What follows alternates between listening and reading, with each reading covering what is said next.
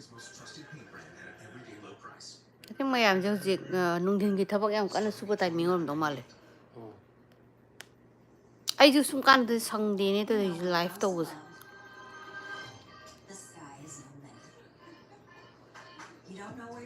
mayam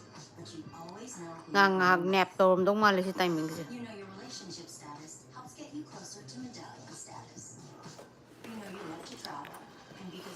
nga ta ngai rage ado ha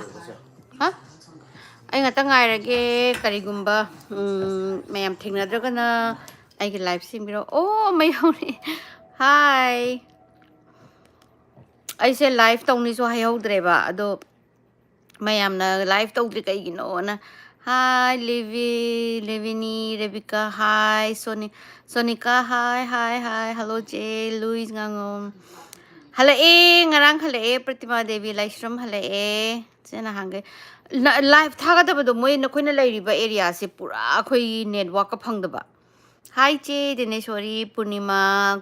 Konsam Makre Vinta hi Tamai Bansana hi nungsi ai ju nungsi ye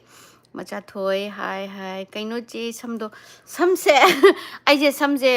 haidi amuk phahan ba amuk khoi han ba tingan bam pa me duna ngasai ji thaba ma chatlure do ngatang khoi lore do gine wari tawrani ai je hujik ta wari iramine adoga noi de yengan ge ba wari se noina robot ta dol do iro hai na che vacation loirabo halabo hale vacation hale angang gaidi hujik salla tagre moi hujik pung ama tara khoisi pung ama tare adi tumning drena kaino samdo haijine yam nongning ni se samje ai je makhon akhan am pa me bako aina kitang kho hello re samje do gini hello love from Rita love you Rita wari lira ni hujik wari iramine wadana ai jinga potha ba da mayam na live tong ni hai torok tabagi saw ule do internet phang da baine angang ai tumkhre ko sawya de ko kangi he sam ai samje khangra kanga changra su kang ju thunam ni kang ju kitang chele ba ko ada kang ju phana bane langoi nam ni pulap saja wati do Tina Pazai is thank you Purnima wari thagat piro thagala ni Anita ko net ka phangde haibadu da net di akhoi jigi Yellowstone manungi area do ado pura primitive ki life ne duna phangda ba do gini ai ju khange mayam wari taningam ne na do robert dol gi wari to kana liri iri hujik loidri ado ai se waman na khwang nare na mung hangamu patharami ba ngasai hujik loida ngari chaku chare Sakse nga kangsoyam tawre adagi morok amma mele adu asai hingondu du khopajam tawrome mayam ayam ulake ba ai lifestyle gi ama Gitanjali da ai numitarani matung halakpada ai skanu awaba ga loina mak phapajani he insang na piu buje segi wari ngai ba nukti gi ni la ne tharane se sawal ferry do kai tawbada amta libiro Sabol ferry se ai khangdri ko am tanga yenge samdo pakchai ye che na buta da pina hai ne as kano da angau bagi kano mafam da mayam na phara ga samje mai thado tholak pa male aina ba khapode nang na nupi gi kano bo haramine aina Gitanjali gi wari da ngauja ba khoi mayam na ngai ai wari se uji iri ba ko ithoi ba ai no ai spot ke si loidri ba wari sam sang dore ba robot ki dol se ai ulake se aina kanu page ga ya no yo aina iri sam te yengo mayam gi nungai na bane i doi ni ko yo se robot dol ni na ko si page ama la na ani dagi ahum mari manga taruk si join English loi ni tho ga ina maitai ron da mo han dorok toi ne ba taret nipan mapan tara mathoi si loi dri bane loi baje ai se sungo to aina lorak pagi warak pagi khui jengo tin throk ma yam na ko chen ma mandrang ai se khui jam thi ba thi bagi mathak sida wasalak bagi khui jamu thi basida pe tara ne do pe se ani hunga I dong male loi dri ba asi loi ba jingam dra ba isi amwara ba ko mayam sawa de ai jinga si hape torom bane wari do ado ꯅꯪꯉꯔꯣꯏ ꯑꯗꯣ ꯁꯤꯗꯩꯗ ꯑꯩꯅ ꯃꯨꯡ ꯗꯥꯜꯁꯦ ꯑꯃꯨꯛ ꯆꯥ ꯑꯗꯒꯤꯗꯤ ꯑꯃꯨꯛꯀ ꯇꯧꯔꯒ ꯏꯔꯝꯃꯤꯅꯦ ꯑꯗꯣ ꯍꯌꯦꯡ ꯑꯃꯨꯛ ꯏꯔꯒ ꯍꯌꯦꯡꯁꯦ ꯂꯤꯕ ꯉꯝꯕ꯭ꯔꯥ ꯌꯦꯡꯒꯦ ꯑꯗꯨꯒ ꯑꯃꯨꯛ ꯏꯔꯛꯑꯒꯦ ꯑꯩꯅ ꯑꯩꯒꯤ ꯚꯤꯕꯔ ꯅꯨꯡꯁꯤꯕ ꯃꯌꯥꯝꯒꯤꯗꯃꯛꯇ ꯈꯨꯏꯅ ꯊꯤꯕꯅꯦ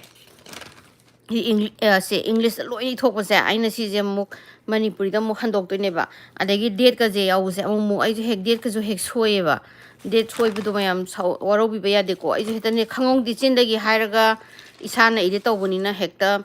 ꯈꯪꯍꯧꯗꯕ ꯌꯥꯎꯋꯦ ꯑꯗꯨꯅ ꯗꯦꯠꯀ ꯇꯥꯏꯃꯤꯡꯒꯁꯦ ꯍꯦꯛꯇ ꯈꯦꯠꯅꯩ ꯑꯗꯨ ꯃꯊꯪꯒꯤ ꯋꯥꯔꯤꯁꯦ ꯁ꯭ꯇꯣꯔꯤꯁꯦ 112ꯅꯦ ꯑꯗꯨꯒ ꯔꯣꯕꯔꯠ ꯗ ꯗꯣꯜ ꯍꯥꯏꯁꯦ ꯑꯁꯤꯁꯦ ꯇꯧꯔꯛꯑꯅꯤ ꯃꯌꯥꯝꯒꯤ ꯔꯤꯀ꯭ꯋꯦꯁꯀꯤ ꯃꯇꯨꯡ ꯏꯟꯅ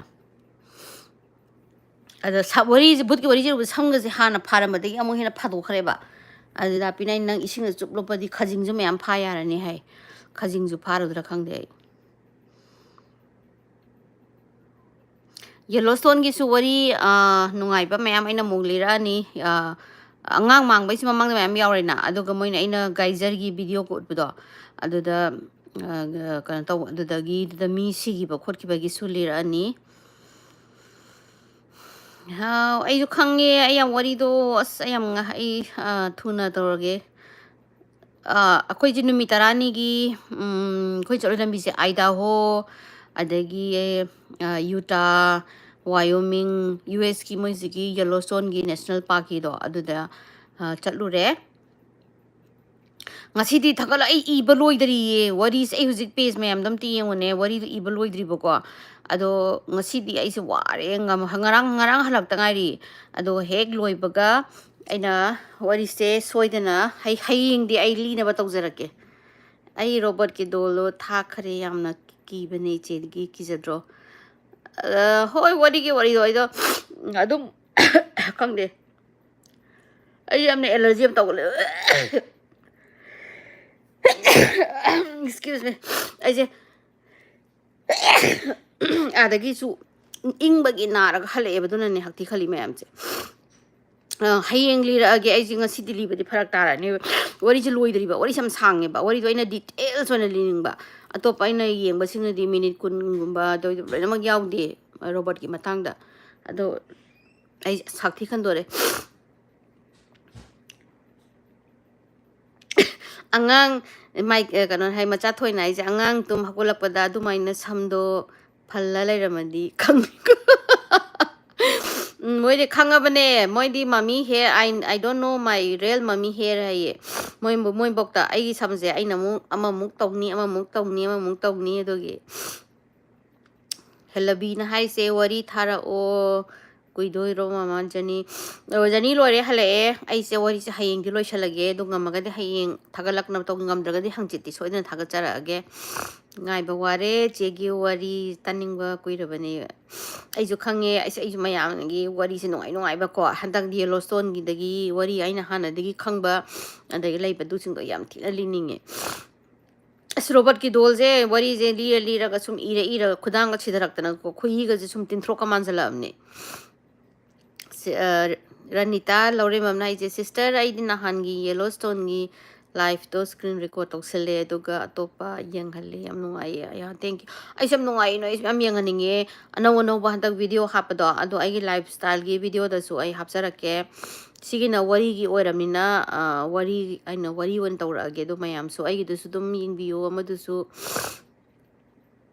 ꯌꯥꯝ ꯅꯨꯡꯁꯤꯌꯦ ꯆꯦꯁꯦ ꯍꯥꯏꯌꯦ ꯑꯩ ꯅꯨꯡꯁꯤ ꯊꯦꯡꯛꯌꯨ ꯉꯥꯏꯕꯗ ꯋꯥꯔꯦ ꯁꯣꯅꯤꯀꯥꯅ ꯍꯥꯏꯖꯩꯁꯦ ꯀꯔꯤ ꯏꯟꯁꯥꯡ ꯆꯥꯔꯒꯦ ꯏꯟꯁꯥꯡꯗꯤ ꯑꯩꯅ ꯍꯥꯏꯈꯤꯕꯗꯣ ꯍꯋꯥꯏ ꯑꯃ ꯊꯣꯡꯖꯤꯜꯂꯦ ꯀꯩꯅꯣ ꯑꯩꯒꯤꯗ ꯁꯥꯠꯂꯛꯄꯗꯅꯦ ꯑꯩ ꯏꯟꯁꯥꯡ ꯅꯥꯄꯤꯁꯦ ꯍꯦꯛꯇ ꯍꯋꯥꯏ ꯎꯔꯤꯗꯒꯤ ꯌꯦꯟꯗꯦꯝꯗꯒꯤ ꯊꯕꯤꯗꯒꯤ ꯍꯦꯛꯇ ꯅꯨꯃꯤꯠ 10ꯅꯤ ꯀꯔꯤꯝ ꯌꯦꯡꯈꯤꯗ꯭ꯔꯕꯅꯤꯅ ꯍꯦꯛꯇ ꯍꯔꯥꯎꯒ ꯂꯩꯁꯥꯕꯤ ꯐꯥꯒꯩ ꯄꯥꯟ ꯂꯩꯔꯝꯃꯦ ꯑꯗꯒꯤ ꯊꯕꯤ ꯈꯔ ꯍꯦꯛꯑꯦ ꯌꯦꯟꯗꯦꯝꯒ ꯇꯧꯔꯒ ꯀꯥꯡꯇꯛꯀ ꯁꯣꯛ ꯇꯧꯔꯦ ꯉꯥꯏꯈꯣ ꯍꯪꯉꯤꯀꯣ ꯊꯥꯅꯈꯤꯕ ꯃꯇꯝ ꯋꯥꯅ ꯂꯩ ꯅꯨꯡꯁꯤꯌꯦ ꯁꯤꯟꯊꯥꯅ ꯍꯥꯏꯁꯦ ꯂꯝꯉꯥꯟꯕꯅ ꯏꯆꯦ ꯚꯤꯗꯤꯑꯣ ꯑꯃ ꯌꯦꯡꯉꯝꯕꯅꯦ ꯑꯗꯨꯗ ꯆꯦꯒꯤ ꯂꯥꯏꯚ ꯊꯥꯔꯛꯄ ꯅꯣꯇꯤꯐꯤꯀꯦꯁꯟ ꯂꯥꯛꯄꯗ ꯁꯣꯝꯗ ꯊꯦꯡꯛꯌꯨ ꯁꯣ ꯃꯆ ꯑꯩꯈꯣꯏꯁꯨ ꯋꯥꯔꯤꯁꯦ ꯌꯥꯝ ꯅꯨꯡꯉꯥꯏꯖꯔꯤ ꯍꯌꯦꯡ ꯅꯠꯇ꯭ꯔꯥ ꯍꯪꯆꯤꯠꯇꯤ ꯁꯣꯏꯗꯅ ꯂꯤꯖꯔꯒꯦ ꯆꯦꯁꯦ ꯌꯨꯝ ꯍꯜꯂꯛꯑꯕꯣ ꯑꯗꯣ ꯋꯥꯔꯤ ꯂꯥꯛꯀꯗ꯭ꯔꯥ ꯌꯨꯝ ꯉꯔꯥꯡ ꯍꯜꯂꯛꯑꯦ ꯉꯔꯥꯡ ꯊꯦꯡꯉꯦ ꯅꯨꯡꯗꯥꯡ ꯌꯧꯔꯦ ꯍꯜꯂꯛꯄꯗ ꯑꯗꯨꯒ ꯄꯣꯠ ꯆꯩ ꯂꯣꯏꯁꯤꯜꯂꯒ ꯍꯧꯖꯤꯛꯇ ꯄꯣꯠ ꯆꯩ ꯋꯥꯔꯤ ꯉꯁꯥꯏ ꯅꯨꯡꯊꯤꯟꯗꯒꯤ ꯋꯥꯔꯤ ꯑꯃꯨꯛ ꯏꯔꯝꯃꯤꯅꯦ ꯋꯥꯔꯤ ꯃꯌꯥꯝꯁꯦ ꯏꯕꯁꯤꯗ ꯂꯣꯏꯕ ꯅꯥꯏꯗ꯭ꯔꯤꯕ ꯄꯦꯖꯁꯦ ꯋꯥꯔꯤ ꯉꯥꯏꯔꯤ ꯏꯆꯦ ꯅꯗꯥꯄꯤ ꯀꯧꯔꯤꯗꯣ ꯑꯩꯒꯤ ꯅꯨꯄꯥꯒ ꯃꯥꯟꯅꯩꯌꯦ ꯑꯌꯥ ꯇꯥꯄꯤ ꯅꯪ ꯅꯃꯤꯡꯒ ꯃꯥꯟꯅꯕ ꯑꯃ ꯌꯥꯎꯔꯦꯍꯦ ꯆꯦꯒꯤ ꯋꯥꯔꯤ ꯇꯥꯖꯕꯁꯦ ꯌꯥꯝ ꯅꯨꯡꯉꯥꯏ ꯍꯜꯂꯛꯑꯕꯣ ꯍꯜꯂꯛꯑꯦ ꯍꯌꯦꯡ ꯆꯥꯏꯔꯝꯒꯤꯁꯦ ꯍꯣꯏ ꯍꯌꯦꯡ ꯅꯠꯇ꯭ꯔꯒꯅꯦ ꯍꯪꯆꯤꯠ ꯇꯧꯔꯛꯑꯒꯦ ꯀꯩꯒꯤꯅꯣꯗ ꯍꯌꯦꯡꯁꯦ ꯑꯩꯒꯤ ꯂꯥꯏꯐ ꯁ꯭ꯇꯥꯏꯜꯒꯤꯗꯨꯁꯨ ꯏꯗꯤꯠ ꯇꯧꯒꯦꯅ ꯈꯟꯕ ꯑꯗꯒꯤ ꯁꯤꯒꯤꯁꯨ ꯋꯥꯔꯤꯁꯦ ꯂꯣꯏꯗ꯭ꯔꯤꯕ ꯏꯔꯦ ꯄꯦꯖ ꯐꯅꯌꯥꯝ ꯑꯗꯨꯝ ꯌꯦꯡꯉꯨꯅ ꯁꯤ ꯀꯣꯏꯕ ꯆꯠꯂꯨꯕꯗꯣ ꯅꯨꯡꯉꯥꯏꯕ꯭ꯔꯣ ꯑꯁ ꯌꯥꯝ ꯅꯨꯡꯉꯥꯏꯔꯦ ꯑꯗꯣ ꯑꯥꯔꯕꯤꯒꯤ ꯒꯥꯔꯤꯗꯨꯗ ꯕꯁ ꯃꯆꯥꯗꯨꯗ ꯂꯩꯕꯗꯣ ꯑꯩꯈꯣꯏꯒꯤ ꯊꯥꯏꯅꯒ ꯑꯍꯟꯅꯒ ꯏꯟꯊꯣꯔꯛꯑꯒ ꯆꯥꯛꯈꯨꯝꯒ ꯂꯩꯖꯗ꯭ꯔꯒ ꯀꯥ ꯑꯝꯗ ꯑꯩꯈꯣꯏꯒꯤ ꯆꯥꯛꯈꯨꯝ ꯀꯩꯅꯣꯅꯦ ꯒ꯭ꯌꯥꯁ ꯃꯆꯥ ꯑꯃꯒ ꯄꯤꯔꯒ ꯐꯃꯨꯡ ꯃꯆꯥ ꯑꯃꯒ ꯄꯤꯔꯕꯗꯤ ꯌꯥꯝ ꯃꯥꯜꯂꯦ ꯑꯗꯨꯅ ꯑꯍꯥꯟꯕꯗꯗꯤ ꯑꯗꯨꯝ ꯌꯥꯝ ꯅꯣꯡꯅꯤꯡꯉꯦꯕ ꯍꯥꯏꯗꯤ ꯇꯣꯉꯥꯟ ꯆꯥꯕ ꯏꯃꯨꯡ ꯑꯉꯥꯡ ꯍꯥꯏꯗꯤ ꯂꯨꯍꯣꯡꯗ ꯉꯥꯏꯔꯤꯕ ꯑꯍꯟꯅꯒ ꯌꯥꯅꯤꯡꯗꯦ ꯀꯥꯔꯒ ꯏꯟꯊꯣꯛꯑ ꯇꯣꯉꯥꯟ ꯆꯥꯕꯒꯤ ꯏꯃꯨꯡ ꯌꯥꯝ ꯃꯥꯜꯂꯝꯃꯦ ꯑꯗꯨ ꯃꯊꯪꯗ ꯁꯨꯝ ꯂꯩꯔꯀꯥꯟꯗ ꯑꯗꯨꯝ ꯈꯔ ꯅꯨꯡꯉꯥꯏꯔꯛꯑꯦ ꯑꯗꯒꯤꯗꯤ ꯅꯨꯃꯤꯠ 5-6 ꯁꯨꯔꯛꯄꯗꯒꯤ ꯋꯥꯁꯜꯂꯛꯄꯗꯒꯤ ꯑꯩꯁꯤ ꯅꯤꯡꯉꯥꯏ ꯍꯧꯔꯛꯑꯦ ꯗꯥꯄꯤꯗ ꯑꯩ ꯋꯥꯔꯦ ꯆꯠꯅꯤꯡꯉꯦ ꯑꯩ ꯂꯩ ꯉꯝꯗ꯭ꯔꯦꯅ ꯆꯦ ꯋꯦꯠ ꯋꯤꯜꯁꯟꯒꯤ ꯋꯥꯔꯤ ꯋꯦꯠ ꯋꯤꯜꯁꯟꯁꯦ ꯀꯅꯥꯅꯣ ꯑꯩ ꯑꯃꯨꯛꯇꯪ ꯊꯤꯒꯠꯂꯛꯈꯤꯒꯦꯀꯣ ꯍꯧꯖꯤꯛꯀꯤ ꯍꯦꯌꯔ ꯁ꯭ꯇꯥꯏꯜꯗ ꯂꯤꯕꯤꯔꯛꯎ ꯋꯥꯔꯤꯗꯣ ꯍꯌꯦꯡ ꯈꯪꯗꯦꯅꯦ ꯋꯥꯔꯤ ꯍꯦꯌꯔ ꯁ꯭ꯇꯥꯏꯜꯒꯤꯁꯤ ꯋꯥꯔꯤꯁꯤ ꯂꯤꯔꯛꯄ ꯃꯇꯝꯗ ꯀꯔꯤ ꯐꯤꯕꯝꯗ ꯂꯩꯔꯝꯗꯣꯏꯅꯣ ꯀꯥꯡ ꯃꯌꯥꯝ ꯐꯥꯗꯣꯔꯤꯕ꯭ꯔꯥ ꯁꯥꯏꯅ ꯊꯣꯛꯑꯒ ꯀꯥꯡꯁꯦ ꯐꯦꯔꯦ ꯁꯝꯁꯦ ꯍꯥꯏꯔꯨꯕꯗ ꯀꯥꯡꯗꯤ ꯃꯌꯥꯝ ꯆꯪꯉꯛꯑꯅꯤ ꯑꯩ ꯁꯝꯁꯦ ꯌꯥꯝ ꯅꯨꯡꯁꯤꯌꯦ ꯁꯤꯟꯊꯥꯅ ꯑꯩꯁꯦ ꯆꯥꯛ ꯊꯣꯡꯉꯝꯕꯗꯒꯤ ꯑꯦꯄꯤꯁꯣꯠ ꯐꯥꯎ ꯌꯦꯡꯕ ꯂꯣꯏꯔꯕꯅꯤ ꯃꯈꯥ ꯀꯃꯥꯏꯅ ꯇꯧꯕ ꯃꯈꯥ ꯔꯣꯕꯠꯇ ꯗꯣꯜꯗꯣ ꯂꯤꯔꯛꯑꯅꯤ ꯑꯩ ꯍꯧꯖꯤꯛ ꯀꯟꯅ ꯏꯔꯤ ꯍꯣꯏ ꯊꯥꯒꯠꯂꯛꯄ ꯉꯥꯏꯕꯗ ꯋꯥꯔꯤ ꯀꯔꯝ ꯀꯥꯟꯗ ꯊꯥꯒꯠꯂꯛꯇꯣꯏꯅꯣ ꯑꯩ ꯍꯌꯦꯡ ꯅꯠꯇ꯭ꯔꯒ ꯍꯪꯆꯤꯠ ꯊꯥꯒꯠꯂꯒꯦꯀꯣ ꯍꯨꯁꯅꯥ ꯕꯅꯨ ꯂꯟꯆꯦꯟꯕꯤꯅ ꯕ꯭ꯂꯤꯆ ꯇꯧꯕꯁꯦ ꯁꯝ ꯀꯦꯟꯕ꯭ꯔꯣꯁꯦ ꯁꯝꯒꯤ ꯋꯥꯗꯤ ꯀꯦꯜꯂꯕꯅꯤꯗ ꯁꯤꯡꯗꯅ ꯆꯤꯔꯥꯏꯁꯨ ꯂꯥꯏꯅ ꯄꯦꯟꯅ ꯄꯥꯜꯂꯝꯃꯕꯅꯤ ꯑꯗꯨꯅ ꯁꯥꯏ ꯊꯥꯗꯗ ꯌꯥꯗꯦ ꯁꯝꯒꯤ ꯋꯥꯗꯤ ꯀꯦꯜꯂꯕꯅꯤ ꯑꯗꯨ ꯈꯔ ꯗꯤꯖꯥꯏꯟ ꯈꯔ ꯄꯥꯝꯃꯦ ꯑꯩꯁꯦ ꯆꯦꯒꯤ ꯑꯣꯔꯦꯟꯖꯇꯣ ꯄꯥꯜꯂꯤꯕꯣ ꯌꯥꯝ ꯐꯖꯕꯅꯦ ꯃꯁꯛ ꯊꯣꯛꯑꯦ ꯍꯧꯖꯤꯛ ꯄꯥꯡꯈꯠꯂꯛꯏ ꯀꯟꯅ ꯑꯩꯗꯤ ꯁꯤꯗ ꯑꯣꯏꯅ ꯋꯥꯔꯤ ꯂꯤꯔꯛꯑꯣ ꯍꯥꯏꯒꯦ ꯇꯧꯔꯤꯅꯦ ꯋꯥꯔꯤ ꯑꯃꯗꯤ ꯂꯤꯕꯤꯒꯦꯀꯣ ꯑꯗꯣ ꯉꯥꯛꯇꯪ ꯂꯩꯔꯒ ꯂꯤꯒꯦ ꯌꯦꯜꯂꯣ ꯁꯣꯡꯉꯦ ꯌꯥꯝꯅ ꯑꯇꯦꯟꯕ ꯋꯥꯔꯤꯅꯦ ꯌꯦꯜꯂꯣ ꯁ꯭ꯇꯣꯟꯒꯤ ꯋꯥꯔꯤꯅꯦ ꯑꯩꯗꯤ ꯁꯤꯗ ꯑꯣꯏꯅ ꯋꯥꯔꯤ ꯆꯦ ꯋꯥꯔꯤ ꯂꯤꯔꯛꯄ ꯉꯥꯏꯕꯗ ꯍꯥꯟꯅ ꯋꯥꯔꯤ ꯇꯥꯔꯒ ꯇꯥꯕꯤꯌꯣ ꯃꯌꯥꯝ ꯁꯞꯄꯣꯔꯠ ꯇꯧꯕꯤꯌꯣ ꯁꯤꯌꯔ ꯇꯧꯕꯤꯌꯣ ꯑꯩꯁꯨ ꯋꯥꯔꯤꯗꯣ ꯃꯌꯥꯝ ꯇꯥꯍꯟꯅꯤꯡꯉꯦ ꯑꯗꯣ ꯍꯣꯏ ꯋꯥꯔꯤ ꯍꯥꯏꯗꯤ ꯋꯥꯔꯤ ꯃꯌꯥꯝ ꯂꯤꯕꯗ ꯃꯌꯥꯝꯅ ꯚ꯭ꯌꯨ ꯃꯌꯥꯝ ꯌꯥꯝꯕ ꯈꯣꯠꯄ 100K ꯌꯧꯕꯁꯨ ꯌꯥꯎꯋꯦ ꯌꯥꯝ ꯍꯔꯥꯎꯖꯩ ꯑꯗꯣ ꯋꯥꯔꯤꯁꯦ ꯑꯩꯅ ꯁꯦꯝ ꯑꯦꯐꯔꯠ ꯁꯨꯝ ꯊꯥꯗꯕꯗ ꯃꯌꯥꯝꯅ ꯌꯦꯡꯕꯤꯗꯕꯁꯨ ꯌꯥꯎꯋꯦ ꯑꯗꯣ ꯌꯦꯡꯕꯤꯕ ꯃꯇꯝꯗ ꯑꯩꯁꯦ ꯗꯤꯄ꯭ꯔꯦꯁꯟꯒ ꯑꯃꯨꯛ ꯆꯠꯂꯦꯕꯀꯣ ꯍꯥꯏꯗꯤ ꯑꯁ ꯑꯩꯅꯁꯨ ꯌꯥꯝꯅ ꯋꯥꯅ ꯊꯥꯗꯔꯒ ꯃꯤꯅ ꯌꯦꯡꯕꯤꯗ꯭ꯔꯦ ꯀꯥꯏꯅ ꯑꯗꯣ ꯑꯃꯨꯛꯁꯨ ꯈꯟꯗꯣꯛꯑꯦ ꯍꯣꯏ ꯃꯌꯥꯝꯒꯤ ꯑꯄꯥꯝꯕꯅꯦꯅ ꯑꯃꯨꯛꯁꯨ ꯈꯜꯂꯦ ꯁꯨꯔꯀꯨꯃꯥꯔ ꯗꯦꯕꯤꯅ ꯑꯩ ꯂꯚ ꯕꯦꯕꯤ ꯍꯥꯏꯌꯦ ꯍꯥꯏ ꯑꯩ ꯕꯦꯕꯤꯗꯤ ꯑꯣꯏꯔꯝꯃꯔꯣꯏꯅꯦꯍꯦ ꯅꯪ ꯑꯩꯉꯣꯟꯗ ꯆꯤꯆꯦ ꯅꯦꯅꯦꯗꯤ ꯊꯣꯛꯑꯝꯗꯧ ꯃꯥꯜꯂꯤꯅꯦ ꯄ꯭ꯔꯤꯌꯥ ꯌꯥꯝ ꯌꯨꯝ ꯍꯜꯂꯛꯑꯦ ꯉꯔꯥꯡ ꯍꯜꯂꯛꯑꯦ ꯃꯤꯂꯥꯟ ꯍꯥꯏꯁꯤ ꯆꯦꯒꯤ ꯋꯥꯔꯤ ꯇꯥꯔꯨꯕꯗꯒꯤ ꯑꯇꯣꯞꯄ ꯋꯥꯔꯤ ꯑꯃꯠꯇ ꯇꯥꯅꯤꯡꯗ꯭ꯔꯦ ꯌꯥꯝ ꯅꯨꯡꯁꯤꯌꯦ ꯑꯗꯣ ꯑꯇꯣꯞꯄꯁꯤꯡꯁꯨ ꯋꯥꯔꯤ ꯌꯥꯝ ꯐꯖꯅ ꯂꯤꯕꯅꯦ ꯃꯣꯏꯗꯤ ꯂꯠꯇꯅ ꯂꯤꯕꯅꯦ ꯑꯩꯅ ꯂꯤꯕꯗꯤ ꯍꯦꯛꯇ ꯗꯥꯏꯔꯦꯛ ꯀꯩꯅꯣ ꯇꯧꯗꯕꯒꯤ ꯇꯥꯏꯃꯤꯡ ꯍꯦꯛꯇ ꯁꯣꯏꯅꯕꯁꯦ ꯑꯩꯁꯦ 2-3ꯂꯛ ꯁꯨꯔꯦ ꯁꯣꯏꯔꯤꯁꯦ ꯃꯌꯥꯝ ꯋꯥꯔꯧꯕꯤꯕ ꯌꯥꯗꯦ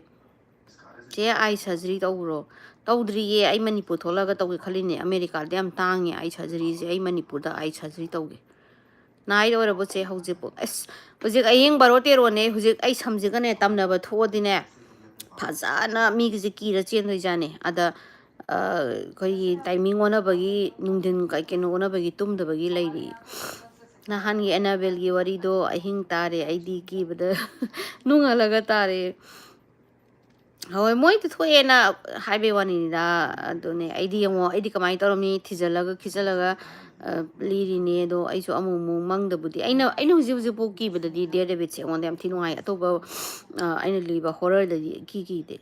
ꯆꯦ ꯕꯨꯠꯁꯤ ꯀꯤꯕ꯭ꯔꯣ ꯕꯨꯠꯁꯦ ꯑꯩꯁꯤ ꯊꯦꯡꯅꯕ꯭ꯔꯥ ꯍꯥꯏꯒꯗ꯭ꯔꯥ ꯀꯩꯅꯣ ꯈꯪꯗꯦ ꯑꯩꯅ ꯊꯥꯏꯅꯒꯤ ꯑꯩꯒꯤ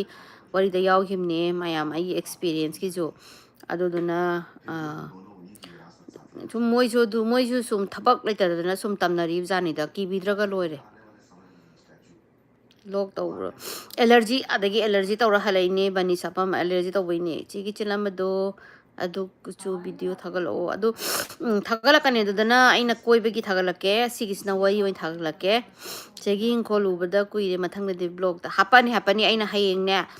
ꯍꯌꯦꯡ ꯁꯝ ꯑꯐꯥꯕꯁꯤꯒ ꯊꯣꯛꯑꯒ ꯑꯩꯅ ꯃꯨꯔꯒꯦ ꯂꯩꯔꯝꯕ ꯁ꯭ꯀ꯭ꯋꯥꯔꯦꯜꯗꯒꯤ ꯈꯣꯏꯗꯒꯤ ꯀꯩꯗꯒꯤ ꯂꯣꯏ ꯆꯦꯟꯕ꯭ꯔꯥ ꯀꯩꯅꯣ ꯌꯥꯝ ꯁꯥꯎꯅꯤꯡꯉꯦ ꯑꯩꯅꯅꯦ ꯀꯩꯅꯣꯅꯦ ꯎꯆꯦꯛ ꯍꯋꯥꯏ ꯃꯔꯨ ꯃꯥꯟꯕꯤꯅꯦ ꯔꯥꯖꯃꯥꯒ ꯊꯥꯔꯝꯕꯅꯦ ꯃꯅꯥ ꯑꯝꯇ ꯌꯥꯎꯔꯝꯗ꯭ꯔꯦ ꯃꯣꯏ ꯁ꯭ꯀ꯭ꯋꯥꯔꯦꯜꯒ ꯎꯆꯤꯅ ꯆꯤꯛꯄꯗ ꯑꯗ ꯑꯩ ꯁꯝ ꯑꯐꯥꯕꯁꯤꯒ ꯊꯣꯛꯑꯒ ꯍꯌꯦꯡꯗꯤ ꯍꯦꯛꯇ ꯔꯥꯕꯣꯟ ꯁꯥꯔꯨꯔꯒꯦ ꯁꯝꯗꯣ ꯀꯩꯗꯧꯔꯤꯅꯣ ꯑꯩ ꯁꯝꯁꯦ ꯀꯩꯗꯧꯔꯤꯅꯣ ꯀꯥꯡ ꯐꯥꯒꯦꯅ ꯁꯦꯝꯃꯤꯅꯦ ꯀꯥꯡ ꯌꯥꯝ ꯂꯩꯔꯝꯃꯦ ꯌꯨꯝ ꯍꯜꯂꯛꯄꯗ ꯁꯤꯗꯩꯗ ꯀꯥꯡꯁꯦ ꯊꯨꯗꯣꯏꯅꯦꯃꯤ ꯁꯤꯗꯒ ꯆꯪꯈ꯭ꯔꯗꯤ ꯀꯥꯡꯁꯤꯅ ꯂꯦꯡꯉꯥꯄꯣꯠꯇꯦ ꯍꯥꯏꯆꯦ ꯆꯦ ꯍꯜꯂꯛꯑꯕꯨ ꯉꯥꯏꯕ ꯃꯣꯏ ꯊꯣꯏ ꯃꯣꯏꯔꯥꯡꯅ ꯍꯥꯏꯔꯤꯁꯦ ꯃꯌꯥꯝ ꯆꯦꯅ ꯋꯥꯔꯤ ꯂꯤꯕꯁꯦ ꯑꯔꯥꯏꯕ ꯊꯕꯛ ꯅꯠꯇꯦ ꯑꯩꯈꯣꯏꯅꯗꯤ ꯂꯤꯔꯣ ꯍꯥꯏꯔꯤꯕ ꯑꯗꯣ ꯃꯌꯥꯝꯅꯁꯨ ꯆꯦꯕꯨ ꯔꯦꯁꯄꯦꯛ ꯇꯧꯕꯤꯅꯦ ꯅꯨꯡꯁꯤꯌꯦ ꯑꯁꯦꯡꯕꯩ ꯊꯣꯏ ꯃꯣꯏꯔꯥꯡꯇꯦ ꯋꯥꯔꯤꯁꯦ ꯂꯥꯏꯕ ꯅꯠꯇꯦ ꯑꯩꯅ ꯍꯧꯖꯤꯛ ꯃꯃꯥꯡꯗ ꯎꯠꯈ꯭ꯔꯦꯅ ꯑꯩ ꯍꯧꯖꯤꯛ ꯆꯦꯅꯥ 13 ꯏꯔꯦꯕ ꯀꯩꯅꯣꯒꯤ ꯑꯗꯨ ꯋꯥꯠꯂꯤꯕ ꯂꯣꯏꯁꯜꯂꯁꯨ ꯌꯥꯏ ꯑꯩꯅꯀꯣ ꯁꯥꯏꯟ ꯇꯧꯔꯒ ꯃꯤꯗꯣ ꯁꯤꯈꯔꯦꯒ ꯍꯥꯏꯔꯒ ꯑꯗꯣ ꯂꯣꯏꯁꯟꯅꯤꯡꯗꯦ ꯂꯤꯔꯒꯗꯤ ꯂꯣꯏꯅꯃꯛ ꯂꯤꯅꯤꯡꯉꯦ ꯑꯗꯨꯗꯨꯅ ꯑꯩꯁꯦ ꯍꯧꯖꯤꯛꯁꯦ ꯈꯨꯠꯁꯦ ꯏꯃꯟꯗꯅꯅꯦ ꯑꯩꯒꯤ ꯈꯨꯍꯤꯁꯦ ꯇꯤꯟꯊ꯭ꯔꯣꯛ ꯃꯥꯟꯁꯜꯂꯛꯑꯦꯕ ꯋꯥꯃꯟꯗꯅ ꯑꯗꯨꯗꯨꯅ ꯉꯥꯛꯇꯪ ꯂꯦꯞꯄꯦ ꯍꯌꯦꯡ ꯑꯌꯨꯛ ꯂꯣꯏꯁꯜꯂꯒꯦ ꯑꯗꯨꯒ ꯍꯌꯦꯡ ꯅꯨꯃꯤꯗꯥꯡ ꯋꯥꯏꯔꯝ ꯂꯤꯕ ꯅꯠꯇ꯭ꯔꯒ ꯍꯌꯦꯡ ꯑꯩ ꯑꯞꯂꯣꯗ ꯇꯧꯅꯕ ꯍꯣꯠꯅꯔꯒꯦ ꯆꯦ ꯏꯕ ꯂꯣꯏꯗ꯭ꯔꯁꯨ ꯇꯪꯈꯥꯏ ꯑꯃ ꯍꯥꯟꯅ ꯂꯤꯔꯛꯑꯣ ꯄꯥꯔꯠ 1 and 2 ꯈꯥꯏꯗꯣꯛꯄ ꯌꯥꯔꯗꯤ ꯉꯥꯏꯕ ꯋꯥꯔꯦ ꯄꯥꯔꯠ 1 and 2ꯁꯤ ꯅꯨꯡꯉꯥꯏꯔꯣꯏꯌꯦ ꯃꯌꯥꯝ ꯌꯥꯝ ꯁꯥꯎꯅꯤꯡꯉꯦ ꯑꯩꯁꯨ ꯋꯥꯔꯤ ꯇꯥꯕ ꯃꯇꯝꯗ ꯄꯥꯔꯠ 1ꯀ ꯍꯥꯏꯔꯒ ꯁꯤꯗꯩꯗ ꯇꯨ ꯕꯤ ꯀꯟꯇꯤꯅ꯭ꯌꯨ ꯀꯥꯏꯗꯣ ꯑꯩꯁꯨ ꯅꯨꯡꯉꯥꯏꯇꯦ ꯑꯗꯨꯅ ꯂꯣꯏꯁꯜꯂꯒꯦꯗꯤ ꯈꯜꯂꯦ ꯑꯗꯨꯅ ꯑꯩꯅ ꯋꯥꯔꯤ ꯂꯤꯕꯗ ꯌꯥꯝ ꯀꯨꯏꯅ ꯃꯇꯝ ꯆꯪꯉꯤꯁꯦ ꯑꯗꯣ ꯈꯪꯗꯦ ꯃꯌꯥꯝꯅ ꯀꯣꯏꯊꯣꯛꯑ ꯉꯥꯡꯉꯤꯁꯨ ꯍꯥꯏ ꯑꯗꯣ ꯑꯩꯅ ꯀꯣꯏꯊꯣꯛꯏꯁꯦ ꯋꯥꯔꯤꯗꯣ ꯑꯩꯅ ꯂꯣꯏꯅꯃꯛ ꯍꯥꯏꯅꯤꯡꯕ ꯍꯥꯏꯇꯥꯔꯦꯅꯦ ꯀꯣꯏꯊꯣꯛꯇ꯭ꯔꯁꯨ ꯌꯥꯏꯑꯕ ꯑꯁꯨꯃꯥꯏꯅ ꯎ ꯑꯃ ꯍꯧꯔꯝꯃꯦ ꯋꯥ ꯑꯃ ꯍꯧꯔꯝꯃꯦ ꯑꯗꯨꯒ ꯂꯤ ꯑꯃ ꯍꯧꯔꯝꯃꯦ ꯂꯤꯗꯨꯅ ꯎꯗꯨꯗ ꯎꯔꯨ ꯎꯪꯁꯜꯂ ꯂꯣꯏꯁꯜꯂꯦ ꯍꯥꯏꯔꯁꯨ ꯑꯗꯨꯝ ꯌꯥꯏ ꯑꯗꯨ ꯑꯣꯏꯔꯒꯁꯨ ꯎꯄꯥꯏ ꯂꯩꯇꯕꯩ ꯋꯥꯅꯤꯗ ꯄꯨꯡ ꯀꯌꯥ ꯇꯥꯔꯒꯦ ꯄꯨꯡꯗꯤ ꯚꯨꯠ ꯇꯝꯅꯅꯕꯩ ꯇꯥꯏꯃꯤꯡ ꯇꯧꯔꯦ 12 ꯇꯥꯔꯦ ꯚꯨꯠ ꯇꯝꯅꯔꯅꯤ ꯉꯥꯏꯍꯥꯛ ꯂꯩꯔꯗꯤ ꯑꯩꯅ ꯇꯝꯅꯗꯣꯏꯔꯥ ꯁꯝ ꯑꯐꯥꯕꯁꯤꯒ ꯑꯩ ꯅꯨꯄꯥꯗ ꯑꯣꯟꯁꯤꯜꯂꯒ ꯚꯨꯠ ꯇꯝꯅꯔꯨꯗꯧ ꯉꯥꯏꯔꯦꯁꯦ ꯆꯦ ꯅꯥꯕ ꯊꯨꯅ ꯐꯕ ꯑꯣꯏꯖꯔꯣ ꯅꯥꯕ ꯅꯠꯇꯕ ꯑꯩꯁꯦ ꯑꯦꯂꯔꯖꯤ ꯇꯧꯔꯤꯕ ꯍꯥꯏꯗꯤ ꯑꯦꯂꯔꯖꯤ ꯁꯨꯝ ꯅꯛꯀꯅꯤ ꯑꯩꯁꯦ ꯑꯦꯂꯔꯖꯤ ꯌꯥꯝ ꯇꯧꯒꯜꯂꯦ ꯑꯗꯨꯅ ꯁꯦꯟꯁꯤꯇꯤꯚ ꯑꯣꯏꯕꯒꯤ ꯔꯣꯕꯣꯠꯀꯤ ꯗꯣꯜꯗꯣ ꯂꯤꯔꯛꯑꯅꯤꯀꯣ ꯕꯤꯗ꯭ꯌꯥꯁꯥꯒꯔ ꯆꯦ ꯑꯩꯈꯣꯏ ꯃꯃꯥꯒꯤ ꯁꯝꯒ ꯁꯝꯃꯅꯩ ꯑꯩ ꯁꯝꯁꯦ ꯃꯈꯟ ꯃꯈꯟꯅꯤ ꯑꯩꯗꯤ ꯗꯤꯐ꯭ꯔꯦꯟ ꯂꯨꯛ ꯇꯧꯕꯁꯦ ꯌꯥꯝ ꯄꯥꯝꯃꯦ ꯑꯗꯣ ꯉꯁꯤꯕꯨꯗꯤ ꯀꯥꯡ ꯌꯥꯝ ꯏꯜꯂꯦꯅ ꯀꯥꯡ ꯐꯥꯅꯕꯅꯦꯅ ꯁꯝ ꯈꯔ ꯈꯣꯏꯍꯜꯂꯨꯔꯦ ꯋꯥꯔꯤꯁꯦ ꯑꯁꯦꯡꯕꯁꯨ ꯂꯣꯏꯅ ꯑꯣꯏꯕ ꯃꯥꯜꯂꯦ ꯋꯥꯔꯤꯗꯤ ꯐꯖꯅ ꯇꯥꯖꯔꯦ ꯑꯗꯣ ꯋꯥꯔꯤ ꯑꯃ ꯂꯤꯕꯗ ꯔꯤꯁꯔꯁ ꯇꯧꯕꯒꯤ ꯃꯇꯝ ꯌꯥꯝ ꯀꯨꯏꯅ ꯆꯪꯂꯝꯗꯧ ꯃꯥꯜꯂꯦ ꯌꯥꯝ ꯆꯪꯉꯦ ꯍꯥꯏꯗꯤ ꯋꯥꯔꯤ ꯑꯃ ꯂꯤꯕ ꯃꯇꯝꯗ ꯃꯗꯒꯤ ꯃꯌꯥꯝꯅ ꯔꯤꯀ꯭ꯋꯦꯁ ꯇꯧꯔꯛꯄꯁꯦ ꯑꯩꯅ ꯈꯪꯗꯕ ꯑꯣꯏꯔꯒꯗꯤ ꯑꯗꯨꯁꯨ ꯃꯇꯝ ꯌꯥꯝ ꯆꯪꯉꯦ ꯑꯗꯨꯗꯨꯅ ꯋꯥꯔꯤ ꯂꯤꯕ ꯃꯇꯝꯗ ꯃꯌꯥꯝꯅꯗꯤ ꯑꯩꯁꯨ ꯅꯨꯡꯇꯤꯒꯤ ꯊꯥꯒꯠꯅꯤꯡꯉꯦꯕꯀꯣ ꯋꯥꯔꯤꯁꯦ ꯑꯗ ꯍꯦꯛꯇ ꯉꯝꯍꯧꯗꯦ ꯔꯤꯁꯔꯁ ꯇꯧꯕ ꯑꯃ ꯗꯔꯀꯥꯔ ꯇꯥꯏ ꯃꯥꯒꯤ ꯀꯔꯥꯏꯗꯅꯣꯅ ꯑꯗꯒꯤꯗꯤ ꯑꯩꯁꯨ ꯐꯦꯃꯤꯂꯤ ꯑꯃ ꯂꯩꯔꯤꯕꯅꯤꯅ ꯑꯗꯨꯗꯨꯅꯅꯦ ꯑꯗꯨꯅ ꯑꯉꯝꯕ ꯃꯇꯝꯗ ꯑꯩꯁꯦ ꯑꯁꯦꯡꯕꯗꯤ ꯋꯥꯔꯤ 100 ꯂꯣꯏꯔꯒ ꯇꯣꯛꯑꯒꯦꯅ ꯈꯟꯖꯔꯝꯕꯅꯦ ꯑꯗꯣ ꯃꯌꯥꯝꯅ ꯅꯨꯡꯁꯤꯕꯒꯤ ꯃꯌꯥꯝꯅ ꯇꯧꯕꯗꯒꯤ ꯑꯗꯨꯝ ꯂꯤꯕ ꯉꯝꯅꯕꯅ ꯍꯣꯠꯅꯖꯩ ꯁꯝꯗꯣ ꯀꯩꯗꯧꯔꯤꯅꯣ ꯑꯩꯁꯤꯅꯦ ꯁꯝꯁꯦ ꯀꯥꯡ ꯐꯥꯒꯦꯅ ꯈꯣꯏꯍꯜꯂꯤꯅꯤꯅꯦ ꯋꯥꯔꯤ ꯂꯤꯔꯣ ꯍꯥꯏꯗꯣ ꯆꯦꯁꯨ ꯍꯜꯂꯛꯇ ꯉꯥꯏꯔꯤꯕꯅꯦ ꯉꯥꯛꯇꯁꯨ ꯔꯦꯁ ꯇꯧꯕꯩ ꯃꯇꯝꯒ ꯂꯩꯇ꯭ꯔꯤꯗꯨꯅꯤ ꯇꯧꯔꯤꯁꯦ ꯆꯦꯒꯤ ꯗ꯭ꯌꯨꯇꯤꯁꯦ ꯅꯨꯡꯁꯤꯌꯦ ꯂꯝꯉꯥꯟꯕ ꯍꯣꯏ ꯑꯗꯣ ꯔꯦꯁꯄꯨꯗꯤ ꯇꯧꯔꯦ ꯑꯗꯣ ꯑꯩ ꯉꯁꯥꯏꯗꯒꯤ ꯐꯝꯃꯒ ꯏꯔꯝꯕꯅꯦ ꯈ꯭ꯋꯥꯡ ꯅꯥꯔꯤ ꯄꯦꯖ 13 ꯁꯨꯔꯦ ꯑꯩꯅ ꯏꯔꯤꯁꯦ ꯑꯗꯣ ꯈ꯭ꯋꯥꯡ ꯅꯥꯕꯗꯒꯤ ꯑꯃꯨꯛ ꯋꯥꯔꯤꯁꯦ ꯇꯦꯟꯖꯜꯂꯁꯤꯔꯥ ꯑꯃꯨꯛ ꯈꯜꯂꯦ ꯑꯗ ꯑꯩꯅ ꯂꯤꯔꯗꯤ ꯀꯩꯗꯧꯕꯒꯤ ꯋꯥꯔꯤꯁꯦ ꯇꯦꯟꯖꯟꯗꯣꯏꯅꯣ ꯂꯤꯔ ꯂꯣꯏꯔꯦꯅ ꯔꯣꯁꯨ ꯀꯨꯏꯔꯦ ꯏꯆꯦꯒꯤ ꯋꯥꯔꯤ ꯉꯥꯏꯔꯛꯄ ꯅꯨꯡꯁꯤꯌꯦ ꯃꯌꯥꯝꯅ ꯑꯩꯒꯤ ꯋꯥꯔꯤ ꯉꯥꯏꯕ ꯈꯔ ꯑꯃꯅ ꯅꯥꯏꯁ ꯍꯤꯌꯔ ꯁ꯭ꯇꯥꯏꯜ ꯍꯥꯏꯔꯤ ꯑꯩ ꯀꯩꯅꯣꯅꯗꯤ ꯗꯥꯄꯤꯅꯗꯤ ꯆꯔꯥꯡ ꯐꯥꯕꯩ ꯂꯥꯡ ꯊꯥꯗꯣꯏꯔꯌꯦ ꯑꯩꯅ ꯆꯔꯥꯡꯗꯨꯗꯤ ꯂꯩꯇꯕꯅꯤꯅ ꯀꯥꯡ ꯑꯣꯏꯅ ꯊꯥꯔꯒꯦ ꯍꯥꯏꯈꯔꯦ ꯗꯤꯌꯔ ꯁꯤꯁꯇꯔ ꯗꯦꯕꯤꯠꯀꯤ ꯁ꯭ꯇꯣꯔꯤꯗꯨꯃꯛ ꯀꯤꯕ ꯌꯥꯎꯗ꯭ꯔꯤ ꯑꯁꯦꯡꯕ ꯑꯩꯁꯨ ꯊꯤꯅ ꯗꯦꯕꯤꯠꯀꯤ ꯁ꯭ꯇꯣꯔꯤꯗꯨꯗꯤ ꯌꯥꯝ ꯀꯤꯌꯦ ꯑꯩꯅ ꯍꯥꯟꯅꯒꯤꯁꯨ ꯂꯣꯏ ꯌꯦꯡꯉꯦ ꯂꯣꯏꯔꯦ ꯀꯩ ꯍꯥꯏꯗꯣꯏꯅꯣ ꯈꯪꯗ꯭ꯔꯦ ꯍꯟꯖꯤꯟ ꯇꯥꯕꯗ ꯆꯤꯟꯐꯥ ꯄꯨꯔꯦ ꯑꯩ ꯅꯨꯡꯁꯤꯌꯦ ꯌꯥ ꯁꯅꯤꯌꯥ ꯅꯨꯡꯁꯤꯌꯦ ꯀꯤꯞ ꯁꯞꯄꯣꯔटिंग मी ये क्या है बे ꯁꯤ ꯃꯌꯥꯡ ꯁꯤ ꯃꯔꯛꯇ ꯃꯅꯤꯄꯨꯔꯤ ꯈꯪꯗꯕ ꯌꯥꯎꯔꯛꯏꯁꯤꯅ ꯃꯔꯣꯜ ꯑꯃ ꯅꯨꯡꯉꯥꯏ ꯈꯔ ꯆꯥꯅꯤꯗ ꯍꯣꯔꯔꯒꯤ ꯃꯊꯪꯗ ꯂꯤꯔꯛꯇꯣꯏꯁꯦ ꯖꯦꯆꯥꯟ ꯑꯩꯗꯤ ꯅꯣꯇꯤꯐꯤꯀꯦꯁꯟꯁꯦ ꯑꯍꯥꯟꯕꯗ ꯋꯥꯔꯤ ꯊꯥꯒꯠꯂꯛꯄ ꯑꯁ ꯃꯌꯥꯝꯗ ꯕꯤꯠꯇꯤ ꯑꯃꯅꯤ ꯌꯥꯝ ꯅꯨꯡꯉꯥꯏꯇꯤꯌꯦ ꯑꯁ ꯋꯥꯔꯤ ꯊꯥꯒꯠꯂꯕꯣꯏ ꯅꯤꯡꯉ ꯊꯥꯒꯠꯄꯤꯔꯝꯗꯕꯁꯦ ꯊꯥꯒꯠꯂꯅꯤ ꯑꯗ ꯃꯌꯥꯝꯅ ꯑꯩ ꯂꯥꯏꯚ ꯇꯧꯅꯤ ꯍꯥꯏꯔꯒ ꯇꯧꯔꯛꯇꯦ ꯈꯣꯠꯇꯦ ꯇꯧꯕꯗꯨꯗ ꯃꯌꯥꯝꯅ ꯋꯥꯔꯤ ꯁꯥꯟꯅꯖꯒꯦ ꯍꯥꯏꯅ ꯇꯧꯔꯛꯄꯅꯤꯗ ꯊꯣꯏꯁꯦ ꯅꯨꯡꯁꯤꯌꯦ ꯊꯣꯏ ꯃꯣꯏꯔꯥꯡ ꯌꯥꯝ ꯅꯨꯡꯁꯤꯀꯣ ꯅꯪꯁꯦ ꯑꯩꯅ ꯌꯥꯝ ꯅꯨꯡꯁꯤꯕꯅꯦ ꯅꯪꯁꯦ one of my best storyteller. Oh, so sweet. And one day you're gonna be a top channel from everyone. Nungsi. Video kram kanda thagalaktuino. Hey, hangchi thagalage. Butki wadi libada crime mystery oina libiro. Lirakani mathang ne. It's like ay haidi makan gi adum lijarake. क्या मंत्र पढ़ रही हो चुड़ैल हे रुली अगर तुझे समझ में नहीं आता है तो यहाँ से बाहर के जाओ नहीं तो मैं इतना गाली दूंगी कि तुम अपनी आप को शर्म आ जाएगी ठीक है थौदाम चे मथंग चाली तौबियो कइनो चाली है जे ज्ञान दादी ये अमता हाइबिरो वरी नुंगाई बखरा वरी से खंगदे नुंगाई तबदो मी खरा मना मखन म नुंगाई खरा मना मखन म नुंगाई ते अदुना आइने सुम लिबिदा अदुम लिबिरो ओ मूवी माले होय ओ मूवी माले फै माने ओ अस्मान बम लैजे फरिनिने हे आइदा मान बा लैत्रबन खलिनिने जुम्बादास नंगदे कनो ओरम दो माले योंगी कनो मनिंग मालम सेगी वरी ताबे याम हरावे याम नुसिए ngasi amu wana lay taraji wari aise halak tangai mi aigi nungsiba viewers sing aigi subscribers sing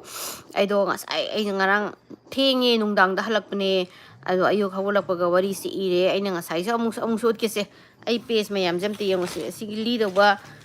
si wari si mayam je wa si ngasi phamma i khwang na dana karigumba ainaga सुमाइनगा class तगा school लगा इरमदी आई topper होइद्रा काय खलिनी सेगी worry थागलकरो ngasi चे तबनबगी worry दो यम किसये आइदी नुमिनांगदा चेगी worry ताबा तुम्बा यादी की नुंगदांगदा ताबदा की बाइस होय आई हमदम की म्यूजिक कान की दे बट सभा वरी लिबिरो यूएस लाइफ की कम दो बगे US life same thing hoi moina law and order nungai maidi freedom adum khara nungai habe tare naire samje chegi wari khangna tes nungai he ena sumna kanda samje dapina nga kano kangi lang thaktora hairi duga ise noi mem nungai phajai nungai nemagi wari se yam nungai e karam gan wari importantni Labina hai se mama na aidi noi orange sem chaninge hawdo male hawe asam pijaninge khangde che uchek singdo naurina kap that ke ai thaina nauri am kapam hairakone ta kap ke se mungsi ngasi di segi comment pabire thanks se मोइना थोय नाइजना पारिनी लोइनमा नहानगिदुदी आइजुने पुंसिगी उद्रिबा गाइजर दो येंगबदने तनंगहौदबा अदुनने कइनो समदो मयाम जे समजे द कोक ngawre बदा पे खंगब्रा ai समजे nga sai खरा की रुबै सेमुबने बको सेम लोरा कांदा समसे लांग कोई मणिपुर nga फाबगी लांगी समदो ओंथोखरेबा अदुना मयामना खनबिरो कांग नत्रगा लांगुंबा nga फाबैनेना वरीदा नते समसु नैरे ओय आइजम डिफरेंट समजे यम सिमनिंगे खंगदे अदो हाइवाई सम केनरगदि वीक का हापकदरा खंगदे कई वानो ए ताहौद्रे चौधरी करीनो आइजु खंगद्रे ngasi हेयर यम फजै हाये थैंक यू किए बुचे ताबतले जे किद्रो बुट की वरी से लीद्रिंगाई देम किरमेबको अदो हुजिक से बुट की वरी दो लीरा अबनीना किरक्तरे कइगिनोदा आइदी आई एक्सेप्ट हाइतारेने तौबा याबा pony सिगुंबसेना yum lembam hai mem comment pabidre ai yaring ai de pari ni ko aduna ne na tawri je kai da no na mi am di wa ya me hoi bat se ba wari liro Bisnuwa batsawai hai je wari je ai khangde ai amung tang yenge ko ai ne ta kai no na pung kya tare ge du da ojiro ahing tamna ba timing yaure aina tamna ro ya ni khoi le kai sai sida sam phau na ru ba mal sam phoi na ru ba male phoi na ru ne kang phage tin khara phage na halak bula mamang live ta comment pabirak ta bagi ai kap te da khai ai nung si e thoi si aina ka do bi kau di no ai ning sang ne ai gi loina mak khang ai subscriber aina anambana loina khangi ni do wai aina pa hau da ba do ai pharak ta toi ne ba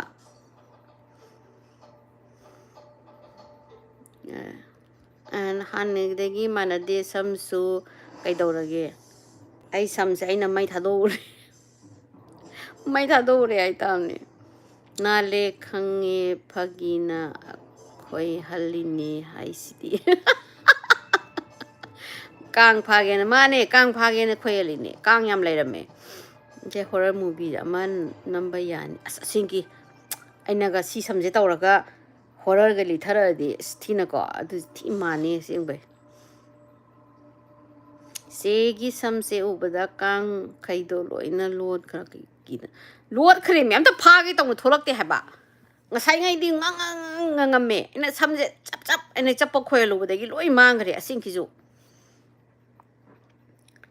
che handak ti wari ngai bada yam ware phajana rest tawraga nungai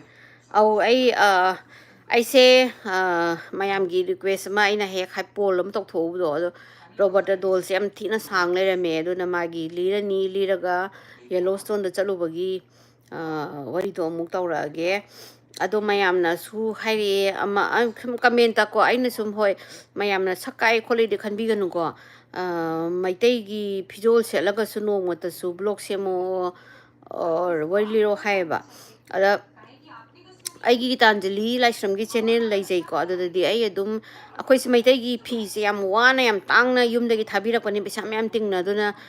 occasion harau ba matamda unning matamda di adum sechai adum lichai ado everyday life ta di phani kai sepado setninge ga su laita bani na sete do wari liba matamda di aina chair am da phamaga libani na phani to set or Manipuri ki dress laga wai liba haibase si asiga di relate tawdaba male habdi it's not important hai wari liba da adum mayamna wari do tabiyo haidi aina chandon chawa thilaga phi laga makada hapenam selaga phamadi aduju that doesn't make sense aduna wari liba matamda mayamna maitai nupi dongna wari liro hai matamda amngon yam thina confusing joy kaigino da aisu ai angamba maitai gi dress nung kari kra tanjala akanda dum tawjai adum sachai ai am pamjai ai isamaksu pamjai aina Manipur da tholai khudingi mana phanik suit tawduna khotana leiduna khoi mana sembira thamam doini khoi mama na haidoni es khoi bem thokla hadi mai phanik phi myam sembi da yade madi haiju haijadabani na haina tawraga suit semaga dum sachai ai su dum tawjai adum ai angamba do wari lira kanda di phanik setpado aina karamain utoino lepaga wari liduribra natraga na phanek to kokta kupturibra adu mu ai su mu confusing chale adu mayamna koi maitai dongna sampulo na marola ma aina haire ai chirai tangi sampunya dena phanam haire aduga sampun ba ubadudi aigi lifestyle gi du yawani sampun ba ke thora kana di sampule khole adu wari liba matam di sampun ba punda ba maitai gi dress se ba adudi kaisu haidi mari laina dabra na khalle do mayamna selo haraga di makhada hapenam selaga ju aina phi main jalaga wari du liba ta anti hair do mawong gi yeng se dum nungai thank you chigim da laiba yum nangarang hale aswabana ai sire koi rubra ai boy in have tha mai koi roena part 149 mane ai part 1 to do khaido ji ai di tin harau du ni mem na khaido pi ho haradi matam do iwanda saptam da wari mari mangarak lire ka hayana ba Binesori wari ang thagal ai wari thagatri dugine live tawraise live to wari li farak dadro edit to de kai hapakani moigi photo mayam adi effect mayam do hape ya da bagini si ai di wari thagala boining ore wari thagat pira o khoi chalu bai matam khara potharaga sister ai haying natra khangchite soidana wari thagala ge ibaloidri ai halaga irine ba anda pina haini nang kaino exam thari ra ye ai nupana aina ai wari gi exam thari na sani samdo che clip amta phajalo hey kang phage na thamini mi nang bo clip to phagala di kang do kamai phado inu noi bu kai dawrage mi ya che oi le ro pakte insta o fe da chatlo kana pakte insta o re bi da chatlo insta facebook su lei bane oily hands adu da su dum pakta ba me am yaw bune dum yengzalo sister ID fat kid ki wari do yam nungsi pi ta ki ba khong di nungai di ko ajani teenager sing se uzikan di khoina ore khoina teenager matam daga yam thine khena rem nungai di che rosita na hai je che wari ta ring nung su ta na me che yam nungsi live thara me live thengna re nungsi ngasi di sam se electric shock as electric shock aroi bi ni he soup irom electric shock se aina chak thongi na budi changbu ba pa khata khata khata khap khare adana moirang kara kainuma haijubo kaidoragi sai moirang kara baru kai haino khangde da isu kari no se ke wari sai de dum pamjai thabak tawbada nungsiye thadoi keep supporting me yoda video achingba yaurade dum wari aina wari libadane wari video asengmadi loina mak hapne aphangba ngai ado moisu aphangma di asengba haptra kandadi yadabagi ko atoba ado wari atob ade dum asengmade aina dum wari bude dum hapjabane isu hauji si lini haiba wari dul oh wari wari ligi ai the call case ki wari kai second dress call case ki yam lai wari I have a lot of ai wari line up tawraga leire adu lizara ani iche US tagi kaino US tagi Imphal si mi amada ticket kaya ga oi Imphal dagi na Air India dagi pai ke hare ke di almost lakh amamuk leibra khangde one way kano da both the way da haipet iru puraga nga sara amadi sarani as soidram ne nga do dang leiramadi ko aise iru pur ne nga je manga truk ti chadrop ne che haujik se nungdang oire tamnarai matam yaure ai hujik tamnaro dong ne ngahak leiraga mayam are ba khoi lekai gi mi ga loina ma icheni naga je phone tawra tamnadrop ne hujik sawa de amta kabita na hana ine heke waga hekjai do amta su sawa de khidau thi saugale che but aphabagi wari libi but aphabagi wari se haidi kano aina kano yeng badabudi ama spirit na guide tawbai khotpai de budi wari budi laire buko ado mathangda lirake do भूत हाइजदबु कमाइना भूत फदोइनो आइसु खंगदे kai ado his spirit gumba or entity gumba na guide tawraga mi kanbagi di wari amani di leire ado ai adu do noina pamgadra khangide eni naure se aina chegi nakta leiramadi aisu iba yauraga wari se khara thuna asnungsi asengba ibiradi noi kananomne ibiraga aina ai mangdaga thamaga ko from to we adi nungai dongni do wari do ine iraga di ai sining sange do na wari do lai ba ado amu ai samu muglat pa yaurai do kai no do wari se ahum mari tarani parani aduga ahum mari se mugli na hana ba engonda mu hekta wabdo amung se mathang na de wari oh phare bisen ai mathang na de phanek to ai kok ta kuppa ga ne lirani kai no da phanek selaju aina phammaga lidongni na phanek uraroi duna kok mathak tara kaino ma kuppara natraga aigi maningda phanek ama yalaga lirage ko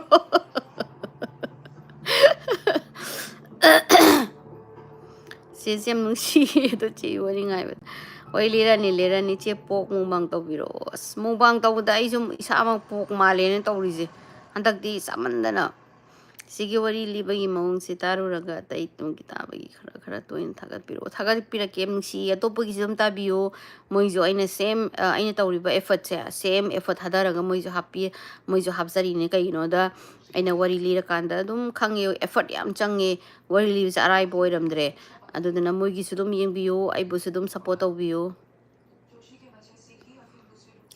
ꯀꯩ ꯉꯁꯥꯏ ꯏꯟꯖꯥꯡ ꯍꯥꯏꯖꯈ꯭ꯔꯦꯀꯣ ꯏꯟꯁꯇꯥꯗ message ꯊꯥꯕꯅꯤ ꯍꯜꯂꯛꯇꯤ ꯀꯔꯤ ꯑꯩꯁꯦ ꯏꯟꯁꯇꯥꯒ꯭ꯔꯥꯝꯗ friend ꯅꯠꯇ꯭ꯔꯒꯗꯤ ꯁ꯭ꯄꯥꯝꯗ ꯆꯪꯒꯨꯝ ꯇꯧꯕꯅꯦ ꯑꯗꯣ ꯑꯩ ꯌꯦꯡꯒꯦ ꯅꯪ ꯀꯔꯤ ꯃꯦꯁꯦꯁ ꯊꯥꯕꯅꯣ ꯁꯝꯗꯣ ꯀꯩꯗꯧꯔꯤꯅꯣ ꯑꯩ ꯁꯝꯗꯣ ꯀꯥꯡ ꯐꯥꯒꯦꯅ ꯁꯝꯗꯣ ꯀꯩꯅꯣꯗ ꯁꯣꯀꯦꯠꯇ ꯄꯥꯏꯔꯨꯔꯒ ꯆꯤꯡꯊꯠꯂꯤꯅꯤ ꯃꯤ ꯃꯌꯥꯝꯁꯦ ꯁꯝ ꯅꯠꯇ꯭ꯔꯗꯤ ꯑꯇꯩ ꯍꯪꯅꯤꯡꯉꯥꯏ ꯂꯩꯇ꯭ꯔꯕꯣ ꯊꯣꯏꯅ ꯅꯨꯡꯁꯤꯗ꯭ꯔꯪꯒꯣ ꯇꯧꯔꯤꯁꯦ ꯂꯩꯇ꯭ꯔꯒꯅ ꯆꯦꯒꯤ ꯋꯥꯔꯤ ꯂꯣꯏ ꯐꯖꯕꯅꯦ ꯑꯗꯨ ꯇꯥꯕꯤꯔꯣꯀꯣ ꯅꯣ ꯋꯥꯟ ꯋꯤꯛꯒꯨꯝꯕ ꯋꯥꯔꯤ ꯂꯤꯔꯒ 2-3-4 days ꯀꯨꯝꯕꯒꯤ ꯚꯤꯗꯤꯑꯣ ꯊꯥꯒꯠꯄꯤꯔꯛꯑꯣ ꯉꯝꯃꯗꯤ ꯑꯩ ꯊꯥꯒꯠꯆꯔꯛꯀꯦ ꯑꯗꯣ ꯍꯦꯛꯇ ꯑꯩꯁꯤ ꯐꯦꯃꯤꯂꯤ ꯑꯃ ꯄꯥꯟꯕꯅꯤꯅ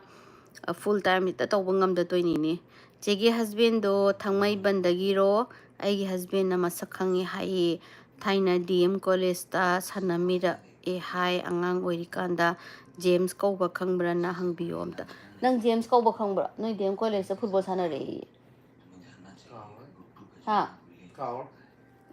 ꯃꯥꯗꯣ DM ꯀꯣꯂꯦꯖꯇꯗꯤ ꯇꯝꯃꯛꯇꯦ ꯑꯗꯣ ꯀꯩꯅꯣꯒꯤ ꯄꯕ꯭ꯂꯤꯛꯀꯤ ꯁꯥꯇ꯭ꯔ ꯑꯣꯏꯗꯤ ꯈꯪꯅꯤ ꯑꯗꯨꯗꯤ ꯖꯦꯝꯁꯇꯣ ꯌꯨꯝꯅꯥꯛꯀ ꯈꯪꯉꯗꯤ ꯑꯝꯇ ꯍꯥꯏꯕꯤꯔꯛꯎꯅꯦ ꯂꯝꯉꯥꯟꯕ ꯃꯨꯛꯕꯥꯡꯗꯗꯤ ꯇꯧꯕꯤꯔꯅꯨ ꯃꯥꯅꯦ ꯋꯥꯔꯤ ꯂꯤꯕꯗ ꯐꯅꯦꯛ ꯁꯦꯠꯇꯔ ꯖꯣꯔꯤ ꯃꯩ ꯇꯥꯔꯒ ꯂꯣꯏꯔꯦ ꯀꯩꯅꯣ ꯆꯦ ꯅꯠꯇ꯭ꯔꯁꯦ ꯑꯗꯨꯅꯦ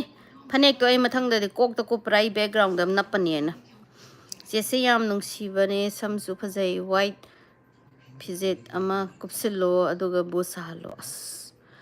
ꯑꯩꯅ ꯃꯤꯠꯁꯦ ꯂꯧꯊꯣꯔꯛꯑꯗꯤ ꯕꯨꯠꯇꯤ ꯃꯥꯟꯅꯤꯗ ꯑꯗꯣ ꯂꯧꯊꯣꯔꯛꯑꯔꯣꯏꯒꯦ ꯀꯩꯒꯤꯅꯣꯗ ꯑꯃꯨꯛ ꯂꯥꯎꯊꯣꯛꯅꯔꯗꯤ ꯑꯃꯨꯛ ꯑꯍꯤꯡ ꯇꯨꯝꯕ ꯌꯥꯗ꯭ꯔꯦꯅ ꯇꯧꯅꯔꯛꯑꯅꯤ ꯑꯩꯁꯦ ꯌꯥꯝꯅ ꯌꯥꯝ ꯖꯣꯂꯤ ꯌꯥꯝ ꯍꯥꯏꯗꯤ ꯑꯗꯨꯝ ꯐꯥꯒꯤ ꯐꯔꯥꯡ ꯈꯔ ꯇꯧꯒꯜꯂꯦꯀꯣ ꯃꯌꯥꯝ ꯋꯥꯔꯧꯕꯤꯕ ꯌꯥꯗꯦ ꯑꯗꯣ ꯕꯨꯠꯀꯤ ꯋꯥꯔꯤ ꯂꯤꯔꯛꯑꯀꯥꯟꯗꯁꯨ ꯃꯌꯥꯝꯅ ꯑꯗꯨꯝ ꯁꯤꯔꯤꯌꯁ ꯑꯗꯨꯝ ꯂꯧꯕꯤꯌꯣ ꯇꯥꯅꯤꯡꯕꯅ ꯀꯩ ꯍꯥꯏꯅꯣ ꯅꯨꯡꯁꯤꯌꯦ ꯑꯩ ꯇꯥꯔ ꯂꯤꯔꯛꯑꯅꯤ ꯁꯦꯠꯀꯦꯔꯥ ꯁꯦꯠꯂꯣꯏꯔꯥ ꯆꯦ ꯃꯊꯧ ꯇꯥꯗꯦ ꯍꯥꯏꯅꯤꯡꯈꯩ ꯍꯥꯏꯁꯅꯨ ꯃꯣꯏꯅ ꯍꯦꯛꯇ ꯆꯦꯗ ꯔꯨꯜ ꯇꯧ ꯌꯥꯄꯣꯠꯇꯦ ꯆꯦꯅ ꯕꯦꯁ ꯊꯦꯡꯛ ꯌꯨ ꯊꯣꯏ ꯃꯣꯏꯔꯥꯡ ꯁꯝꯗꯣ ꯑꯗꯨꯝ ꯊꯥꯗꯣꯛꯑꯣ ꯑꯗꯨꯅ ꯍꯦꯟꯅ ꯐꯖꯩ ꯈꯪꯗꯦꯗ ꯁꯝ ꯁꯦꯟꯅꯕꯁꯨ ꯌꯥꯎꯔꯤꯗ ꯄꯨꯡꯈꯠꯂꯣ ꯑꯗꯒꯤꯗꯤ ꯄꯨꯟꯓꯜꯂꯣ ꯌꯨꯡꯈꯠꯂꯣꯅ ꯑꯩꯅꯗꯤ ꯁꯣꯝ ꯅꯥꯀꯟꯗ ꯃꯤ ꯌꯦꯡꯉꯨꯅꯦ ꯑꯩꯒꯤ ꯚ꯭ꯌꯨꯋꯔꯁꯤꯡꯗ ꯆꯤꯔꯥꯏ ꯂꯩꯕꯛ ꯁꯥꯡꯕ ꯃꯤ ꯌꯥꯎꯔꯗꯤ ꯌꯦꯡꯉꯣ ꯅꯨꯡꯉꯥꯏꯒꯗ꯭ꯔꯕ ꯁꯝꯗꯣ ꯊꯥꯒꯠꯂꯣ ꯍꯥꯏꯁꯤꯕꯨ ꯑꯩꯁꯨ ꯂꯩꯕꯛ ꯁꯥꯡꯉꯦ ꯑꯗꯨꯅ ꯅꯨꯡꯉꯥꯏꯖꯗꯦꯕ ꯑꯗꯨꯅ ꯌꯥꯗ꯭ꯔꯁꯨ ꯑꯩꯁꯨ ꯁꯝꯗ ꯍꯥꯏꯐꯦꯠꯇꯪ ꯑꯃꯨꯛꯇꯪꯗꯤ ꯅꯥꯔꯨꯝꯗꯒꯁꯨ ꯂꯨꯞꯆꯔꯤ ꯑꯗꯣ ꯍꯌꯦꯡꯋꯥꯏ ꯁꯝ ꯇ꯭ꯔꯥꯟꯁꯄ꯭ꯂꯥꯟ ꯇꯧꯒꯦ ꯑꯗꯨꯒ ꯂꯣꯏꯅꯃꯛ ꯊꯥꯡꯒꯠꯂꯒ ꯀꯩꯅꯣ ꯇꯧꯒꯦ ꯁꯃꯥꯡꯈꯥꯟ ꯁꯥꯔꯒ ꯊꯣꯛꯂꯛꯀꯦ ꯑꯩꯁꯨ ꯄꯨꯕ ꯊꯥꯡꯕ ꯉꯝꯗꯦ ꯅꯠꯇꯦ ꯍꯥꯏꯕꯒꯤ ꯋꯥꯔꯤ ꯅꯤꯡꯁꯤꯡ ꯆꯦ ꯏꯆꯦ ꯅꯨꯡꯉꯥꯏꯔꯤꯕꯣ ꯅꯨꯡꯉꯥꯏꯔꯤ ꯆꯦ ꯍꯟꯗꯛꯇꯤ ꯁ꯭ꯔꯤ ꯕꯤꯃꯣꯜ ꯑꯩꯈꯣꯏꯖꯝꯅ ꯄꯥꯔꯂꯥꯃꯦꯟꯇ ꯂꯥꯎꯈꯤꯕꯗꯣ ꯀꯩ ꯑꯁ ꯃꯥꯅ ꯂꯥꯎꯕꯗꯣ ꯊꯃꯣꯏ ꯇꯤꯡ ꯆꯣꯡꯉꯤꯀꯣ ꯑꯁ ꯑꯩꯅ ꯍꯥꯏꯖꯦꯅꯦ ꯑꯩꯅꯁꯨ ꯌꯨꯝꯗꯁꯨ ꯍꯥꯏꯔꯤꯅꯦ ꯑꯣꯖꯥ ꯕꯤꯃꯣꯜꯗ ꯚꯣꯠ ꯄꯤꯌꯨꯀꯣ ꯚꯣꯠ ꯄꯤꯌꯣꯅ I am really proud of ꯍꯤꯝ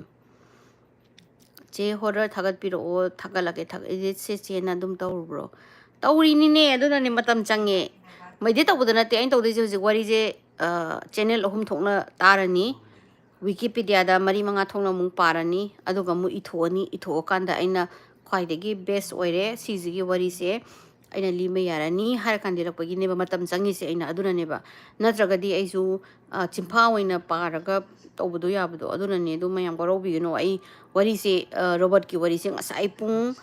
4 ꯅꯨꯡꯊꯤꯟꯒꯤ ꯄꯨꯡ 4ꯗꯒꯤ ꯐꯝꯃꯒ ꯏꯔꯛꯄꯅꯦ ꯍꯧꯖꯤꯛꯐꯥꯎ ꯂꯣꯏꯗ꯭ꯔꯦꯕ ꯑꯗꯨꯅ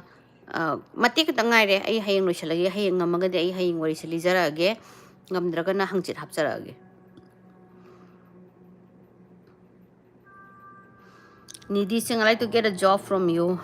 Needy Singh, can you please come and do my household work? I'm so sick of doing the housekeeping work.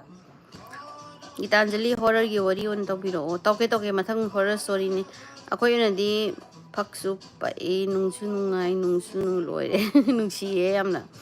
ꯑꯩꯁꯨ ꯋꯥꯔꯤ ꯂꯥꯛꯑꯕꯣꯏ ꯅꯤꯡꯉꯨꯔꯦ ꯍꯥꯏꯕ ꯃꯌꯥꯝ ꯑꯩꯁꯦ ꯋꯥꯔꯤꯁꯦ ꯀꯃꯦꯟꯁꯦ ꯌꯥꯝ ꯄꯥꯅꯤꯡꯉꯦꯀꯣ ꯑꯗꯨꯅ ꯇꯞ ꯇꯞꯅ ꯄꯗꯣ ꯃꯌꯥꯝꯗ ꯍꯦꯛꯇ ꯄꯥꯕ ꯅꯪꯍꯧꯗꯦ ꯋꯥꯔꯧꯕꯤꯒꯅꯨꯀꯣ ꯆꯦ ꯅꯪꯒꯤ ꯋꯥꯔꯤꯁꯦ ꯇꯥꯕꯗ ꯊꯕꯛ ꯁꯨꯕꯒ ꯉꯝꯗ꯭ꯔꯦ ꯌꯥꯗꯣꯗꯤ ꯁꯨꯍꯦ ꯁꯨꯁꯨ ꯅꯥꯀꯟꯅ ꯇꯥꯕꯤꯌꯣ ꯑꯩ ꯋꯥꯔꯤꯗꯣ ꯂꯣꯏꯔꯒ ꯑꯃꯨꯛ ꯇꯥꯅꯤꯡꯉꯦꯗꯅ ꯑꯗꯨꯅ ꯑꯗꯨꯝ ꯃꯇꯝ ꯂꯣꯏꯈꯤꯕ ꯈꯪꯍꯧꯗꯦ ꯆꯦ ꯁꯝꯗꯣ ꯀꯩꯗꯧꯔꯤꯅꯣ ꯍꯥꯏꯕ ꯑꯩ ꯁꯝꯁꯦ ꯃꯃꯥꯡꯗ ꯍꯥꯏꯈ꯭ꯔꯕꯅꯤ ꯇꯨꯄꯤꯒꯤ ꯋꯥꯐꯝ ꯂꯣꯏꯁꯤꯟꯅꯔꯁꯤ ꯍꯥꯏꯗꯧꯅ ꯑꯩꯒꯤ ꯁꯝꯒꯤ ꯋꯥꯐꯝ ꯂꯣꯏꯁꯤꯟꯅꯔꯁꯤꯀꯣ ꯑꯃ ꯊꯥꯏꯅ ꯅꯣꯛꯐꯗꯦꯗ ꯍꯥꯏꯕꯗꯣ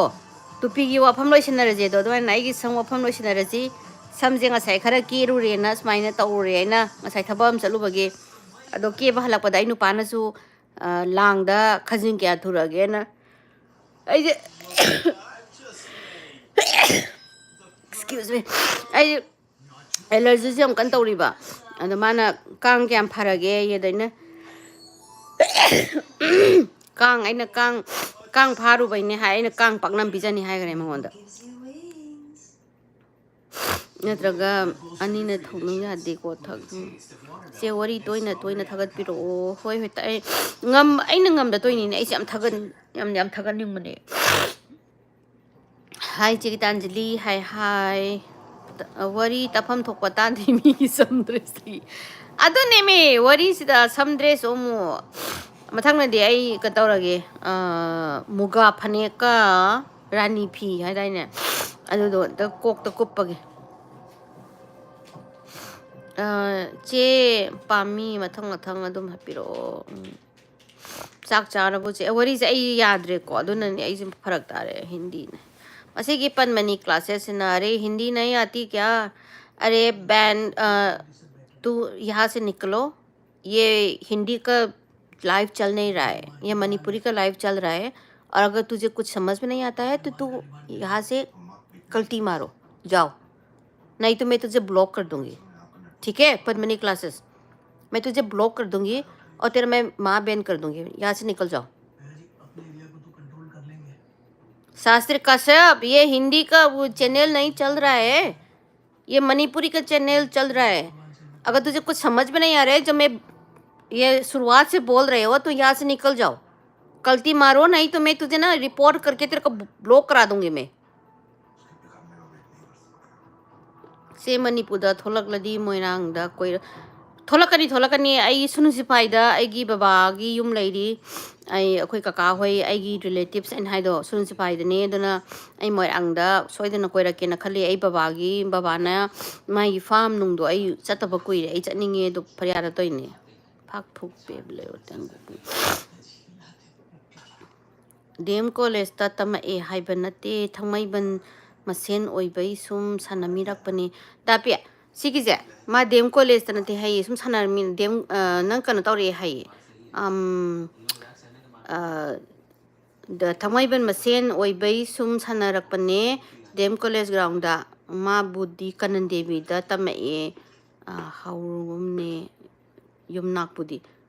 हाउरुमगुमने युमनाकदी नंगदी सानरे निजंद्रबना ओ मादो मसक्तो उरकदी निंगसंगनी दो मिंगो ओइनदी फजना निंगसंग्र माले लंगनबा यम नुसिए चे उबजे अदो आईदी वरी ओइबै निंगोरे एस वरी तौरदुइने लास्ट दैना थममदाइदा वरी म तौरमगे अकीबुदे नते लोसन वरी न कइनो अखोइदा खक्तंगाइ माने नोइ खोइगा 12 आवर्स मु खेनबने दो हुजिंग हालेदे आई तमनाराइ ओलो यारनी हाय याम नुंगाइबा मालिको ओइ ngasiजे एलर्जी तौबने लारे नुंगाइबा वरी तारगे से वेद I don't know your language you know Hindi ए पद्मी क्लासेस में तुझे इतना गाली दूंगी तो कि तुम ना अपने आप खुद शर्म पे मर जाओगे निकल जाओ नहीं तो मैं तेरे को ब्लॉक कर दूंगी पद्मी क्लासेस मामाना मोतक प्रोजेक्ट अमता तौबिरो येंगके प्लीज हेयर ओपन प्लीज बाल दिखाओ प्लीज या मैं तेरा माँ को दिखाऊंगी अभी मामा ना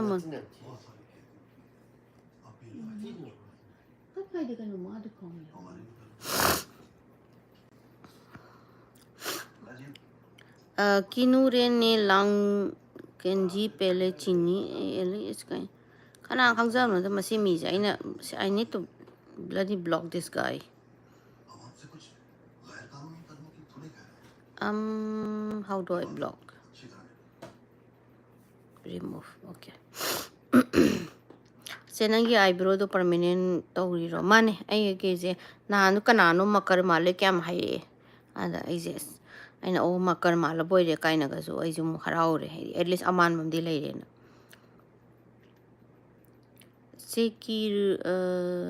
Kiro no, yeah, says he kaya, Jegi upon Jegi Chahi kaya, Jegi upon kaya no nupa mayumda kaya kaida no khangjaningi aigi Gitanjali laisramgi blog am laibine aduda aina loina haijaramne ai yum kaida pali thamai ben sramne kaida pale sahidi ani thibida kun sudore hantak koiraroi sana gyan da jaziko ani thibida haise che fan me tawse Manipur lakpada ai Manipur da ai yamna langninge he kaigumba lagadi tawsi gai che ke samse wari lo chalasi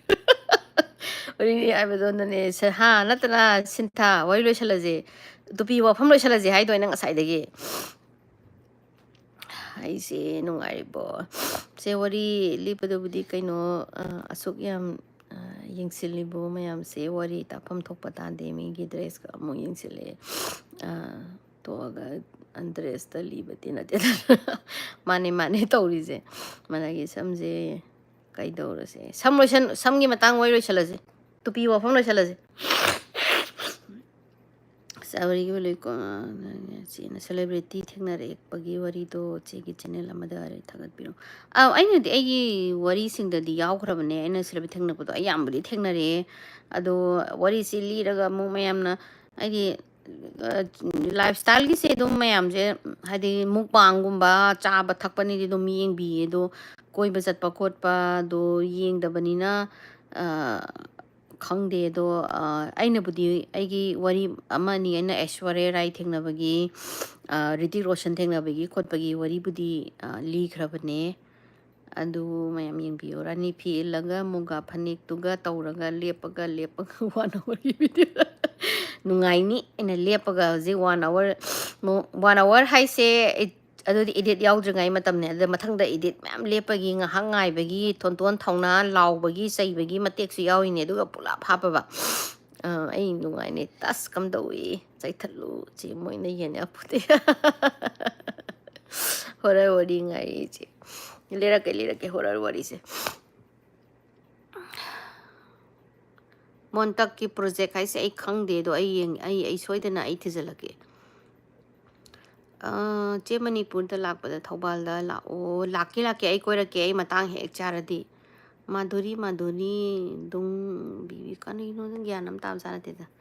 che conjuring gi wari libir o channel libana conjuring se aina libda kanoi Emily Rose analyst Michelle gi dilikre andagi magi adugi line da Annabelle gi malire adagi Amityville horror gi su likrabne che nungaribo nungari ai che haibira o che Gitanjali am nungsi ala nungsi amna che wari matek to le resi taninge okay aina Yellowstone gi chatpada manune geyser ising buduk saguze Yellowstone se anamana singmadi moigi lebang makhada laibise active volcano ngatane aduna moinga sagi magma haise kaigumba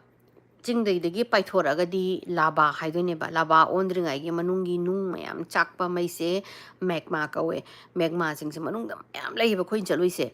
chatpasida sigi mafam da magma sigi magi pressure thalurokpa jaga da isingumba tungba aduga moise ice na su loina melt tawe aduna ice melt tawraga ising sabase ubadadi aina dum video thagat padasu dum yengidana ubadadi ise samdo kai dawrage in macha ngasai da pina samje ai cha injang haute na foibada mana foibada samje loi ai hain case tawduni court adoga ngasai gi lava do na pokhai bagi taw adudane ba ꯑꯩꯈꯣꯏꯅ ꯆꯠꯂꯣꯏꯕ ꯌꯦꯂꯣꯁꯇꯣꯟꯒꯤ ꯃꯐꯝꯁꯤꯡꯁꯦ ꯑꯅꯝꯕꯅ ꯂꯣꯏꯅꯃꯛ active ꯚꯣꯜꯀꯅꯣꯒꯤ ꯃꯐꯝ ꯉꯥꯛꯇꯅꯦ ꯑꯗꯨꯒ ꯉꯁꯥꯏꯒꯤ ꯃꯦꯛꯃꯥ ꯍꯥꯏꯔꯤꯁꯦ ꯑꯩꯈꯣꯏꯒꯤ ꯃꯅꯨꯡꯗ ꯅꯨꯡ ꯃꯩꯅ ꯁꯥꯕꯒꯤ ꯅꯨꯡ ꯊꯣꯛꯂꯛꯇ꯭ꯔꯤꯗꯣ ꯑꯗꯨ ꯉꯁꯥꯏꯒꯤ ꯀꯥꯞꯊꯣꯔꯛꯑꯀꯥꯟꯗ ꯂꯥꯕꯥ ꯑꯣꯟꯗꯣꯏꯅꯤꯀꯣ ꯑꯗꯨꯒꯨꯝꯕꯒꯤ ꯀꯥꯞꯊꯣꯛꯄ ꯉꯝꯗꯕꯒꯤ ꯖꯒꯥꯁꯤꯡꯁꯤꯗꯅꯦ ꯃꯣꯏꯅ ꯏꯁꯤꯡꯁꯦ ꯄꯨꯗꯨꯛ ꯄꯨꯗꯨꯛ ꯁꯧꯔ ꯂꯩꯔꯤꯁꯦ ꯁꯤꯗ ꯑꯩꯈꯣꯏꯅ ꯆꯠꯂꯨꯕ ꯃꯐꯝ ꯑꯃ ꯂꯩ ꯑꯩ ꯐꯣꯇꯣ ꯍꯥꯞꯆꯔꯛꯀꯦ ꯗꯥꯄꯤ ꯀꯩꯕ ꯅꯣꯔꯤꯁ ꯍꯥꯏꯕ꯭ꯔꯥ ꯅꯤꯔꯤꯁ ꯍꯥꯏꯕ꯭ꯔꯥ ꯑꯃꯗꯣ ꯑꯣ ꯅꯣꯔꯤꯁ ꯀꯧꯋꯦ ꯁꯤꯒꯤ ꯃꯐꯝꯁꯦ ꯌꯥꯝꯅ ꯑꯦꯁꯤꯗꯤꯛ ꯑꯣꯏꯕ ꯑꯗꯨꯒ ꯂꯩꯔꯤꯕ ꯑꯩꯈꯣꯏꯒꯤ ꯀꯩꯅꯣ ꯃꯌꯥꯝꯁꯤꯗꯒꯤ ꯂꯥꯕꯥ ꯃꯌꯥꯝꯁꯤꯗꯒꯤ ꯈ꯭ꯋꯥꯏꯗꯒꯤ ꯑꯦꯁꯤꯗꯤꯛ ꯑꯣꯏꯕ ꯃꯐꯝꯅꯦ ꯑꯗꯨꯒ ꯌꯥꯝꯅꯁꯨ ꯚꯥꯏꯂꯦꯟꯠꯂꯤ ꯑꯩꯈꯣꯏꯒꯤ ꯏꯁꯤꯡ ꯀꯥꯞꯄ ꯃꯐꯝꯅꯦꯕ ꯑꯗꯨꯗ ꯅꯣꯡꯃ ꯃꯆꯤꯟ ꯃꯅꯥꯎ ꯃꯣꯏ ꯑꯅꯤꯁꯦ ꯀꯣꯏꯕ ꯂꯥꯛꯄꯗ ꯃꯥꯒꯤ ꯃꯃꯤꯡꯁꯤꯅ ꯖꯦꯝꯁ ꯃꯣꯔꯇꯟ ꯀꯧꯋꯦ ꯑꯗꯨꯒ ꯃꯥꯒꯤ ꯃꯆꯦꯒ ꯃꯥꯏ ꯃꯅꯥꯎ ꯃꯣꯏꯁꯦ ꯀꯣꯏꯔꯒ ꯂꯥꯛꯄꯁꯦ ꯃꯥꯒꯤ ꯍꯨꯏ ꯑꯃ ꯄꯨꯔꯒ ꯂꯥꯛꯑꯦ ꯃꯣꯏꯁꯦ ꯑꯗ ꯑꯩꯈꯣꯏꯅ ꯍꯧꯖꯤꯛꯀꯤ ꯒꯥꯏꯖꯔꯒꯤ ꯆꯠꯄ ꯂꯝꯕꯤꯁꯦ ꯑꯁꯤꯗꯩꯗ ꯂꯝꯕꯤꯁꯦ ꯑꯩꯈꯣꯏꯒꯤ ꯐ꯭ꯂꯦꯠ ꯑꯣꯏꯅ ꯎꯔꯁꯨ ꯂꯝꯕꯤ ꯑꯣꯏꯔꯁꯨ ꯑꯩꯈꯣꯏꯒꯤ ꯀꯤꯞ ꯑꯣꯐ ꯍꯥꯏꯅ ꯑꯗꯨꯝ ꯀꯣ ꯆꯪꯕ ꯌꯥꯗꯦ ꯈꯣꯠꯇꯦꯅ ꯂꯣꯏꯅ ꯃꯣꯏꯅ ꯏꯔꯒ ꯊꯝꯃꯦꯕ ꯑꯗꯨꯗ ꯆꯪꯒꯅꯨ ꯍꯥꯏꯕ ꯃꯐꯝꯁꯤꯗ ꯃꯣꯏ ꯑꯅꯤꯁꯦ ꯇꯧꯕꯁꯤꯗ ꯃꯣꯏ ꯑꯅꯤꯁꯦ ꯃꯆꯤꯟ ꯃꯅꯥꯎꯅꯦ ꯃꯣꯏ ꯃꯄꯥꯅꯦ ꯃꯣꯏꯁꯦ ꯀꯣꯏꯕ ꯂꯥꯛꯄ ꯍꯧꯖꯤꯛꯀꯤ ꯃꯐꯝ ꯑꯗꯨꯒ ꯍꯧꯖꯤꯛꯀꯤ ꯖꯦꯝꯁꯀ ꯃꯥꯒꯤ ꯃꯆꯟꯅꯨꯄꯤꯁꯤꯒꯅ ꯀꯩꯅꯣꯗꯒꯤ ꯑꯣꯏꯕ ꯃꯣꯏꯅ ꯑꯣꯏꯕꯗꯣ ꯋꯤꯟꯁꯀꯣꯟꯁꯤꯟꯗꯒꯤꯅꯦꯕ ꯑꯗꯨꯒ ꯃꯣꯏꯅ ꯂꯦꯞꯄꯒ ꯂꯩꯕꯁꯤꯗ ꯏꯁꯤꯡꯁꯦ ꯊꯤ ꯐꯖꯩꯀꯣ ꯆꯪꯅꯤꯡꯉꯦ ꯑꯩꯕꯣꯛꯇ ꯏꯁꯤꯡꯁꯤꯗ ꯆꯪꯉ ꯊꯦꯡꯉ ꯗꯥꯄꯤꯅ ꯅꯨꯡꯅ ꯊꯣꯝꯃꯦꯕ ꯅꯥꯀꯟꯗ ꯄꯥꯏꯔꯨꯅꯣꯅ ꯑꯗ ꯏꯁꯤꯡꯁꯦ ꯑꯩ ꯄꯥꯏ ꯑꯩ ꯚꯤꯗꯤꯑꯣ ꯍꯥꯞꯄꯛꯀꯦ ꯑꯩꯁꯦ ꯄꯥꯏꯅꯤꯡꯃꯟꯗꯅ ꯍꯥꯏꯗꯤ ꯌꯥꯝ ꯄꯥꯏꯅꯤꯡꯉꯦ ꯎꯕꯗ ꯃꯤꯑꯣꯏꯕ ꯍꯥꯏꯁꯦ ꯌꯥꯝ ꯊꯤꯅ ꯀ꯭ꯌꯨꯔꯤꯌꯣꯁꯤꯇꯤꯒꯤ ꯀꯩꯅꯣ ꯄꯥꯟꯕꯅꯤꯅ ꯄꯥꯏꯅꯤꯡꯉꯤꯗꯅ ꯄꯥꯏꯅꯤꯡꯕꯁꯤꯗ ꯑꯩꯕꯣꯛꯇ ꯆꯪꯉꯒ ꯏꯁꯤꯡꯁꯦ ꯄꯣꯛꯑꯦꯕ ꯑꯩꯅ ꯄꯥꯏꯕꯁꯤꯗ ꯑꯃꯨꯛ ꯏꯆꯥ ꯅꯨꯄꯥꯁꯨ ꯄꯥꯏꯁꯜꯂꯛꯏꯅꯦꯕ ꯑꯗꯣ ꯍꯧꯖꯤꯛꯀꯤ ꯑꯩꯈꯣꯏꯅ ꯄꯥꯏꯗꯨꯗꯤ ꯑꯦꯁꯤꯗꯤꯛ ꯑꯣꯏꯕ ꯃꯐꯝ ꯅꯠꯇꯦ ꯕꯠ ꯍꯧꯖꯤꯛꯀꯤ ꯅꯣꯔꯤꯁ ꯍꯥꯏꯔꯤꯕ ꯃꯐꯝꯁꯤꯗꯤ ꯌꯥꯝ ꯊꯤꯅ ꯑꯦꯁꯤꯗꯤꯛ ꯍꯥꯏꯂꯤ ꯑꯦꯁꯤꯗꯤꯛ ꯑꯣꯏꯕ ꯃꯐꯝꯅꯦ ꯑꯗꯨꯗ ꯃꯣꯏꯁꯦ ꯆꯪꯉꯦ ꯑꯗꯨꯒ ꯃꯣꯏꯅ ꯃꯤꯅ ꯆꯪꯒꯅꯨ ꯃꯣꯏꯁꯤꯗ ꯕꯣꯠ ꯋꯥꯛꯀꯣ ꯋꯥꯅ ꯀꯩꯅꯣꯅ ꯀꯔꯤ what do you call it ꯎꯄꯥꯛꯅ ꯁꯥꯕ ꯆꯠꯅꯕ ꯃꯌꯥꯝ ꯂꯩꯀꯣ ꯑꯗꯨꯗꯒꯤ ꯍꯦꯟꯅ ꯊꯣꯛꯀꯅꯣꯅ ꯏꯔꯤꯅꯤ ꯑꯗꯨꯗ ꯃꯣꯏꯅ ꯀꯨꯝꯊꯔꯕꯖꯥꯠꯅꯤ ꯃꯆꯤꯟ ꯃꯅꯥꯎꯁꯦ ꯃꯥꯏ ꯍꯨꯏꯁꯤꯒ ꯄꯥꯏꯔꯒ ꯀꯨꯝꯊꯔꯒ ꯌꯦꯡꯕꯁꯤꯗ ꯃꯐꯝꯁꯦ ꯏꯁꯤꯡꯁꯦ ꯄꯨꯗ꯭ꯔꯨꯛ ꯈꯔ ꯄꯨꯡ ꯁꯧꯔꯒ ꯑꯗꯨꯝ ꯂꯩꯌꯦꯕ ꯍꯧꯖꯤꯛꯀꯤ ꯃꯐꯝꯁꯦ ꯑꯗ ꯃꯥꯒꯤ ꯍꯨꯏꯁꯤꯅ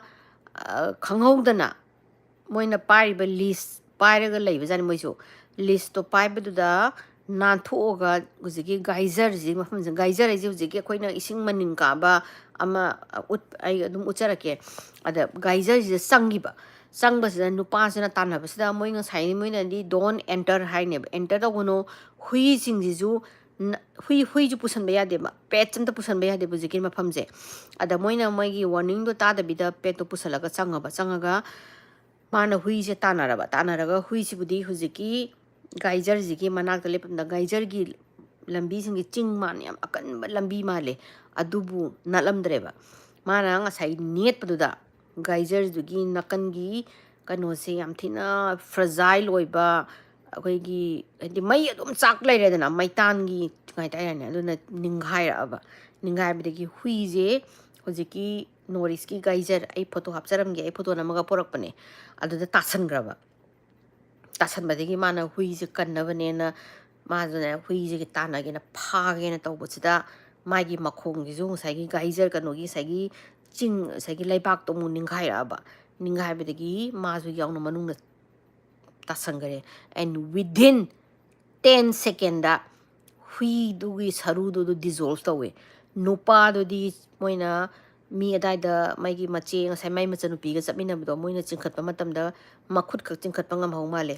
ꯃꯈꯨꯠꯇꯨ ꯈꯛ ꯍꯤꯡꯍꯧꯋꯦ ꯑꯗꯨꯒ ꯃꯥꯏ ꯁꯔꯨꯕꯨ ꯐꯪꯗꯦ ꯀꯩꯒꯤꯅꯣꯗ ꯑꯗꯨꯛꯀꯤ ꯃꯇꯤꯛ ꯑꯦꯁꯤꯗꯤꯛ ꯑꯣꯏꯕꯗꯣ ꯑꯗꯨꯗꯨꯅ ꯑꯗꯨꯒꯤꯗ ꯅꯠꯇꯦ ꯁꯤꯒꯤ ꯋꯥꯔꯤ ꯃꯈꯟ ꯃꯌꯥꯝ ꯂꯩ ꯁꯤꯒꯤꯁꯤꯗꯤ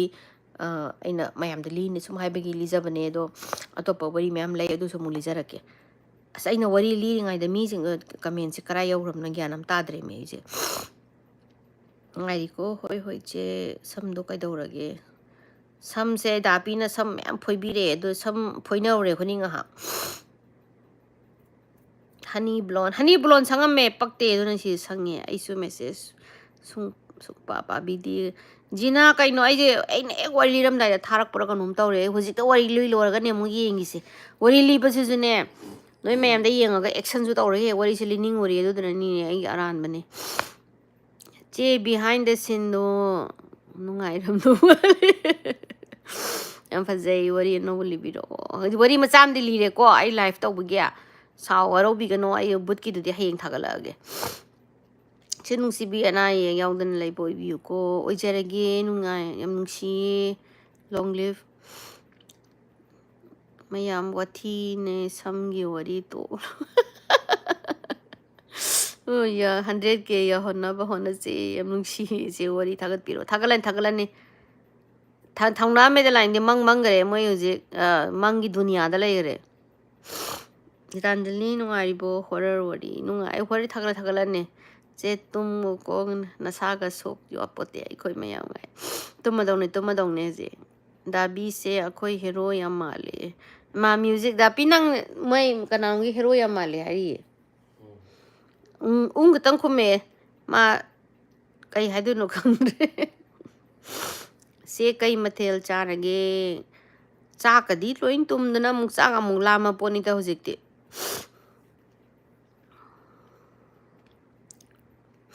ꯑꯗꯨꯅꯦ ꯋꯥꯔꯤꯁꯦ ꯌꯥꯝ ꯂꯩꯈ꯭ꯔꯦ ꯑꯩ ꯍꯧꯖꯤꯛ ꯃꯣꯏꯒꯤ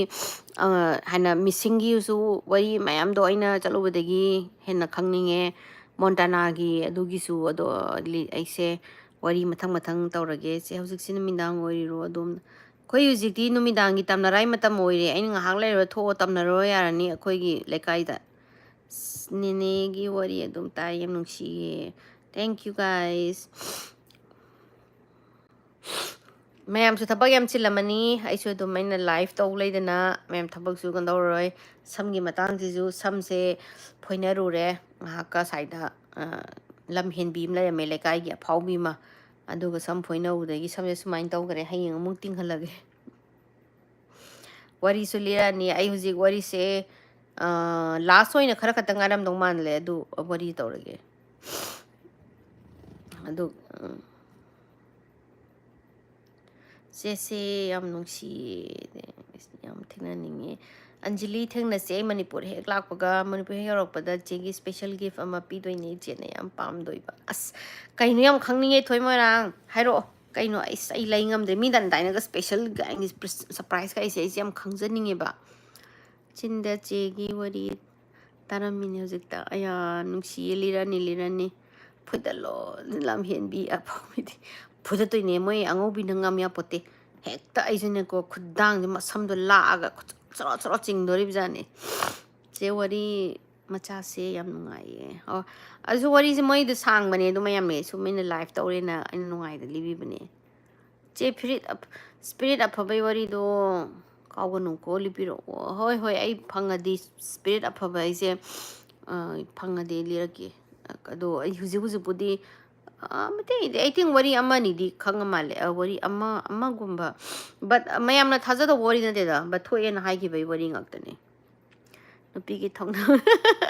ꯃꯩꯇꯩ ꯅꯨꯄꯤꯒꯤ ꯊꯧꯅꯥ ꯎꯠꯄꯤꯔꯝꯃꯦ ꯑꯣꯏꯃꯥ ꯀꯤꯌꯦ ꯐꯨꯅꯒꯨꯝꯁꯦ ꯎꯠꯄꯤꯔꯝꯃꯨ ꯆꯦꯒꯤ ꯋꯥꯔꯤꯁꯦ ꯂꯣꯏ ꯅꯨꯡꯉꯥꯏꯌꯦ ꯇꯥꯕꯗ ꯌꯥꯝ ꯍꯔꯥꯎꯋꯦ ꯃꯌꯥꯝ ꯅꯨꯡꯉꯥꯏꯕꯗꯣ ꯑꯩꯗꯣ ꯑꯃꯨꯛ ꯑꯩꯁꯨ ꯊꯋꯥꯏ ꯌꯥꯝ ꯅꯨꯡꯉꯥꯏꯇꯦ ꯑꯩꯒꯤ ꯋꯥꯔꯤ ꯑꯃ ꯍꯥꯏꯗꯤ ꯑꯩꯅ ꯅꯣꯡꯃ ꯍꯥꯏꯗꯤ ꯀꯩꯅꯣꯁꯦ ꯃꯤꯁꯇꯔ ꯕꯦꯂꯦꯟꯁꯦ ꯑꯩꯒꯤ ꯀꯩꯅꯣꯅꯦꯕ ꯀꯩ ꯍꯥꯏꯇꯥꯔꯦꯅꯦ ꯑꯥꯏꯗꯣꯜ ꯍꯥꯏꯒꯗ꯭ꯔꯥ or somebody who who I look forward ꯑꯗ ꯃꯥꯅ ꯃꯥꯒꯤ ꯁꯨꯃꯥꯏꯅ ꯋꯥꯔꯤ ꯂꯤꯕ ꯃꯇꯝꯗ ꯃꯥꯗꯤ 8 ꯃꯤꯂꯤꯌꯟꯒꯤ ꯃꯊꯛꯇ ꯂꯩꯈ꯭ꯔꯕꯅꯤꯗ ꯃꯥꯒꯤ ꯁꯕꯁꯀ꯭ꯔꯥꯏꯕꯔꯁꯦ ꯑꯗ ꯋꯥꯔꯤ ꯂꯤꯕ ꯃꯇꯝꯗ ꯋꯥꯔꯤꯁꯤꯅ ꯆꯠꯂꯀꯥꯟꯗ ꯌꯥꯝ ꯍꯔꯥꯎꯋꯦ ꯑꯗꯒꯤꯗꯤ ꯆꯠꯇ꯭ꯔꯀꯥꯟꯗ ꯍꯤ ꯋꯥꯖ ꯗꯤꯄ꯭ꯔꯦꯁ ꯑꯗ ꯗꯤꯄ꯭ꯔꯦꯁ ꯍꯥꯏꯁꯦ ꯃꯥꯒꯤ 8 ꯃꯤꯂꯤꯌꯟ ꯃꯤꯅ ꯌꯦꯡꯗꯕꯩꯅꯤꯀꯣ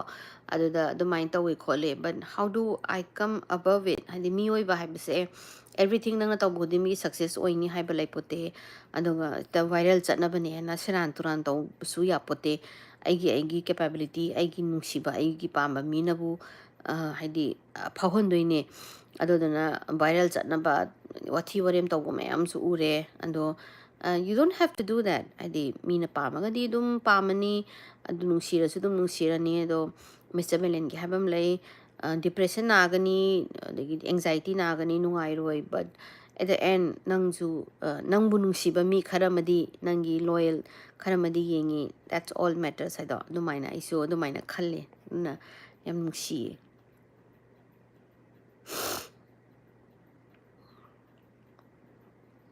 ꯆꯦꯒꯤ ꯋꯥꯔꯤ ꯑꯃꯨꯛ ꯅꯨꯡꯉꯥꯏꯕ ꯂꯩꯇꯦ ꯅꯨꯡꯁꯤꯌꯦ Sharmila ꯎꯀ꯭ꯔꯝ Hi dear, this is Pankaj. Che Ronia hoitagi pundaro. Che Ronia hai mo I think Ronia hai sila no male mado asum na khoi ka mana dre mana lama to pada hongri stira to pada. Che do aina nungai ning ba wang ba hida tairaga wang ba siga lai broketa hai biro.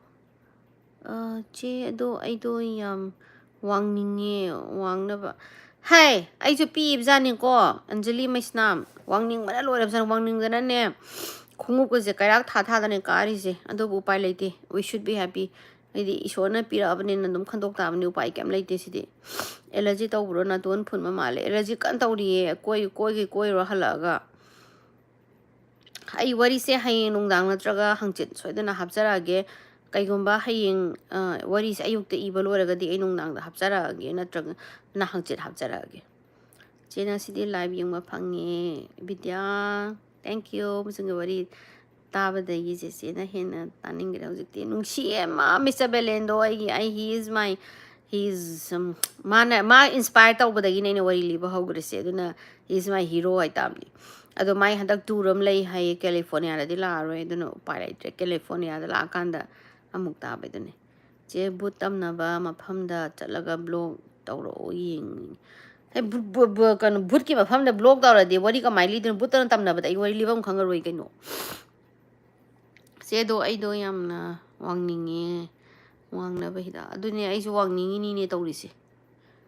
khungum awang ba kanu taw tare kairak oina khongya do samjan tamne se post pu yam tari se gi wari do se o sam phoina ro ba yorangani post tais na se ngasi halai ro ngarang nungdang hale se wari tabda thamoi ga loina paithokre ngai bada ware Chegi wari tabusu nungai chegi saksu bada yam nungai yam nuksi thank you Anjali thank you Ronia hero jedar ke ado hujik se aigi tamnarai matam yaure na alam thole hujik samju khoi helu rabanina pungju ani ga makhai ta sale ai tamna ba chat pa yarani voice message yaradi nungai dongne asenki kanaga sampuine koi saida phaubi khar lai angonda he noi ngari manam na me ta hai ina noi na du khaya brain khara phoina rore man bara wari je wari am tawdo tumna batawrage ai ju tumninge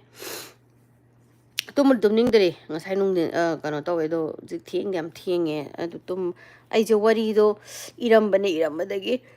wamalaba ai jo ai idoine je wari se ai thabak se yam grasani noi khangna toine sujik wari se jik last ki khatang mayam da dum toroke ko sinoi pa hai brang ai de pa hai tre ba di ai di tin thro ka samana gare ba wa mandana then a woman named Martel Ruther bought the house. Ado asigi makata da isu pa haitre haying suzami ga thara pa sum ira de sum wasale edo adune.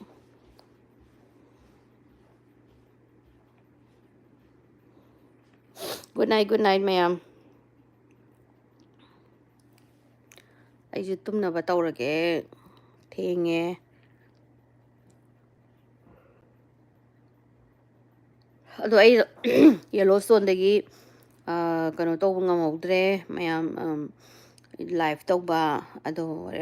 wari se ai irage wari se li matam da pung amamuk hai abro to matam da pung amamuk te oidong male aduna mayamna yingbi da batawno ado ai gama lifestyle su yingbiyo aduna ai handa koirubagi kholubagi dum hapjarake adu mayam adu adi agi family gi matang da mayam dum khangning makhot pe yaure ado adugi dudi loinamak adu da hapne sigi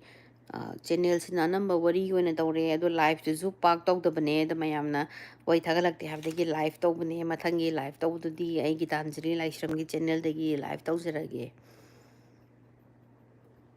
si hapta amada wari ani ai hapta amada wari ani dum hapne every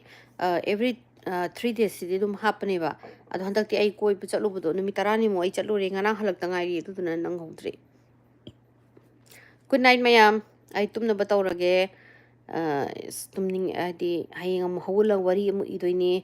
Hopefully ay hayeng wari se. Wari se liba dai punga ma madag hen changani. Edit tawda punga mung changani. Ado aina upload tawba matamda hayeng nangagadi hayeng dum tawjarake. Aduga nangdragana kano hayeng ngamdragana hangchit tawjarake. Mane mane robot doll gi wari ni tawrok toise. Ado na huzik tumba changba dasu amu wari liba da latana baina asi robot ki doll gi mogi bhut ki wari ma'am samu ithanda mu taraga amu paraga mu tum doine. Good night guys. Love you. Noi ma'am support we bade see you ngamine and I will always love you guys. Aina dum support tawjage ado aina 100k 100k kasi wakan tawjabay wani ko ado yawdra yawroida khangde 100k yaw matamda ay surprise ama tawjarake ado mayam ado fawbudi ay support tawbiyo aduga like tawbiyo ay se wari je toge khalamadagi continue tawbudagi hujikse as wakanse thina nungaire ay je aydi mayamna pamido adum tangdi ay thungalage wari se mayam laibada yam khanganingbodo adunane. Bye, Chi. Good night. Sweet dreams. Sweet. Good night, guys. Love you guys. And I will always love you guys.